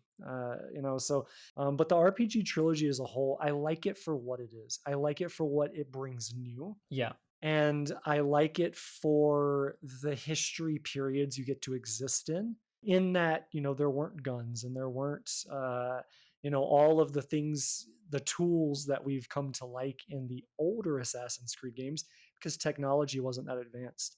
It's very much a like shield and a sword and a bow. And yes, there's fantastical elements in there, but I think they do a good job of explaining why that is. I won't go into it too much more than that. But yeah, I like it for what it is. I wouldn't say that it's perfect, right? I don't think any AC game is perfect. I don't think they deserve the criticism they get. And to make a Star Wars analogy, hopefully, in 20 years, people will look back on them like people do the prequel trilogy now and not hate them as much. But we'll And be see. like, yeah, I kind of like all of these. They weren't really that bad. Yeah, I find that that kind of approach is typically the best. Like, I don't know how much you've seen of this. I obviously like the RPG trilogy are not my favorite, but nonetheless, I do go out of my way to defend them a little bit more than some of my peers. I do think that they have redeeming qualities. They do great things in their own way. some of the stuff they do is really cool. Yeah, exactly. If you're mad because Eivor, the Viking warrior, isn't able to parkour up and down buildings and all kinds of crazy movements like they do in Unity or something, then you're kind of missing the historical point of where the story takes place. That's not something a Viking would do, right? I guess the last question I have is where would you like to see Assassin's Creed go from here? Oh man, that's a hard question, dude. Just because I very much enjoy games of high skill, high reward. Like Fallen Order type games, Dark Souls type games, things like that, which is why I like Valhalla's combat. But I really like. There's something to be said about like just jumping into like an Ezio trilogy game, and like yeah, the combat's not as crazy. It's fairly easy in comparison. There's so much more like connection. You feel more connected there than some of the other games, right? So like I miss that connection, Me too, yeah. but I don't know how necessarily they kind of pull them both together. How do you do big open world with still making it feel more focused and lived in and personalized as say like Unity or something like that. I don't know how they marry those two together. So Yeah, that's definitely something for them to figure out, but I'm sure it's not impossible. You're right, though. I definitely do miss that. And on the topic of high skill, high reward, like probably that what I feel about the new games is that combat has been dramatically improved, yes, but I believe that stealth and parkour kind of got the short end of the stick. And what I would like to see is have more skill expression return to both of those and keep combat good. agreed. And I think the best way for them to do that is to take it out of the time period that the RPG has been set in. Because, like I said earlier, it's hard to say, okay, Vikings, look at any Viking show that's popular within the last decade, right? Where would you parkour on this stuff? It's not like Ezio in the Mediterranean or something. There's nothing to parkour on really. Like where would you? It's hard when the environment. Simply doesn't allow it, yeah. So I think a good way for them to kind of marry those things back together is for them to bring it back in a more recent-ish time period where that is capable of being done and not kind of like huts and small buildings and the one level type dwellings. Right. Like move forward a little bit more. Yeah, like I know a lot of people want like a World War One, World War Two, or like a Japanese themed one, or like a Bushido type themed one. I know there's a lot of ideas out there that would lend itself well to more vertical movement in parkour being allowed to make sense in that environment. But I don't know that the Spartan era or Viking era is exactly tracking to that. Probably not, no. Do you have like a kind of like guilty pleasure, like desired setting that you might like to see someday? Oh god, dude, I don't know, man. I'm like an AC fan in the same way I'm a Star Wars fan. Like I just want more. I don't really care what it is. I just want more of it. Like if I had to pick like one, like if someone asked me, it would be like a 3D mainline game set sometime in Russia. That could be interesting, yeah. Yeah, like any time period, but like in that country. There's a lot of like interesting, political conspiracy stuff you could do there. Oh yeah. Yeah, for quite a few different time periods. Yeah.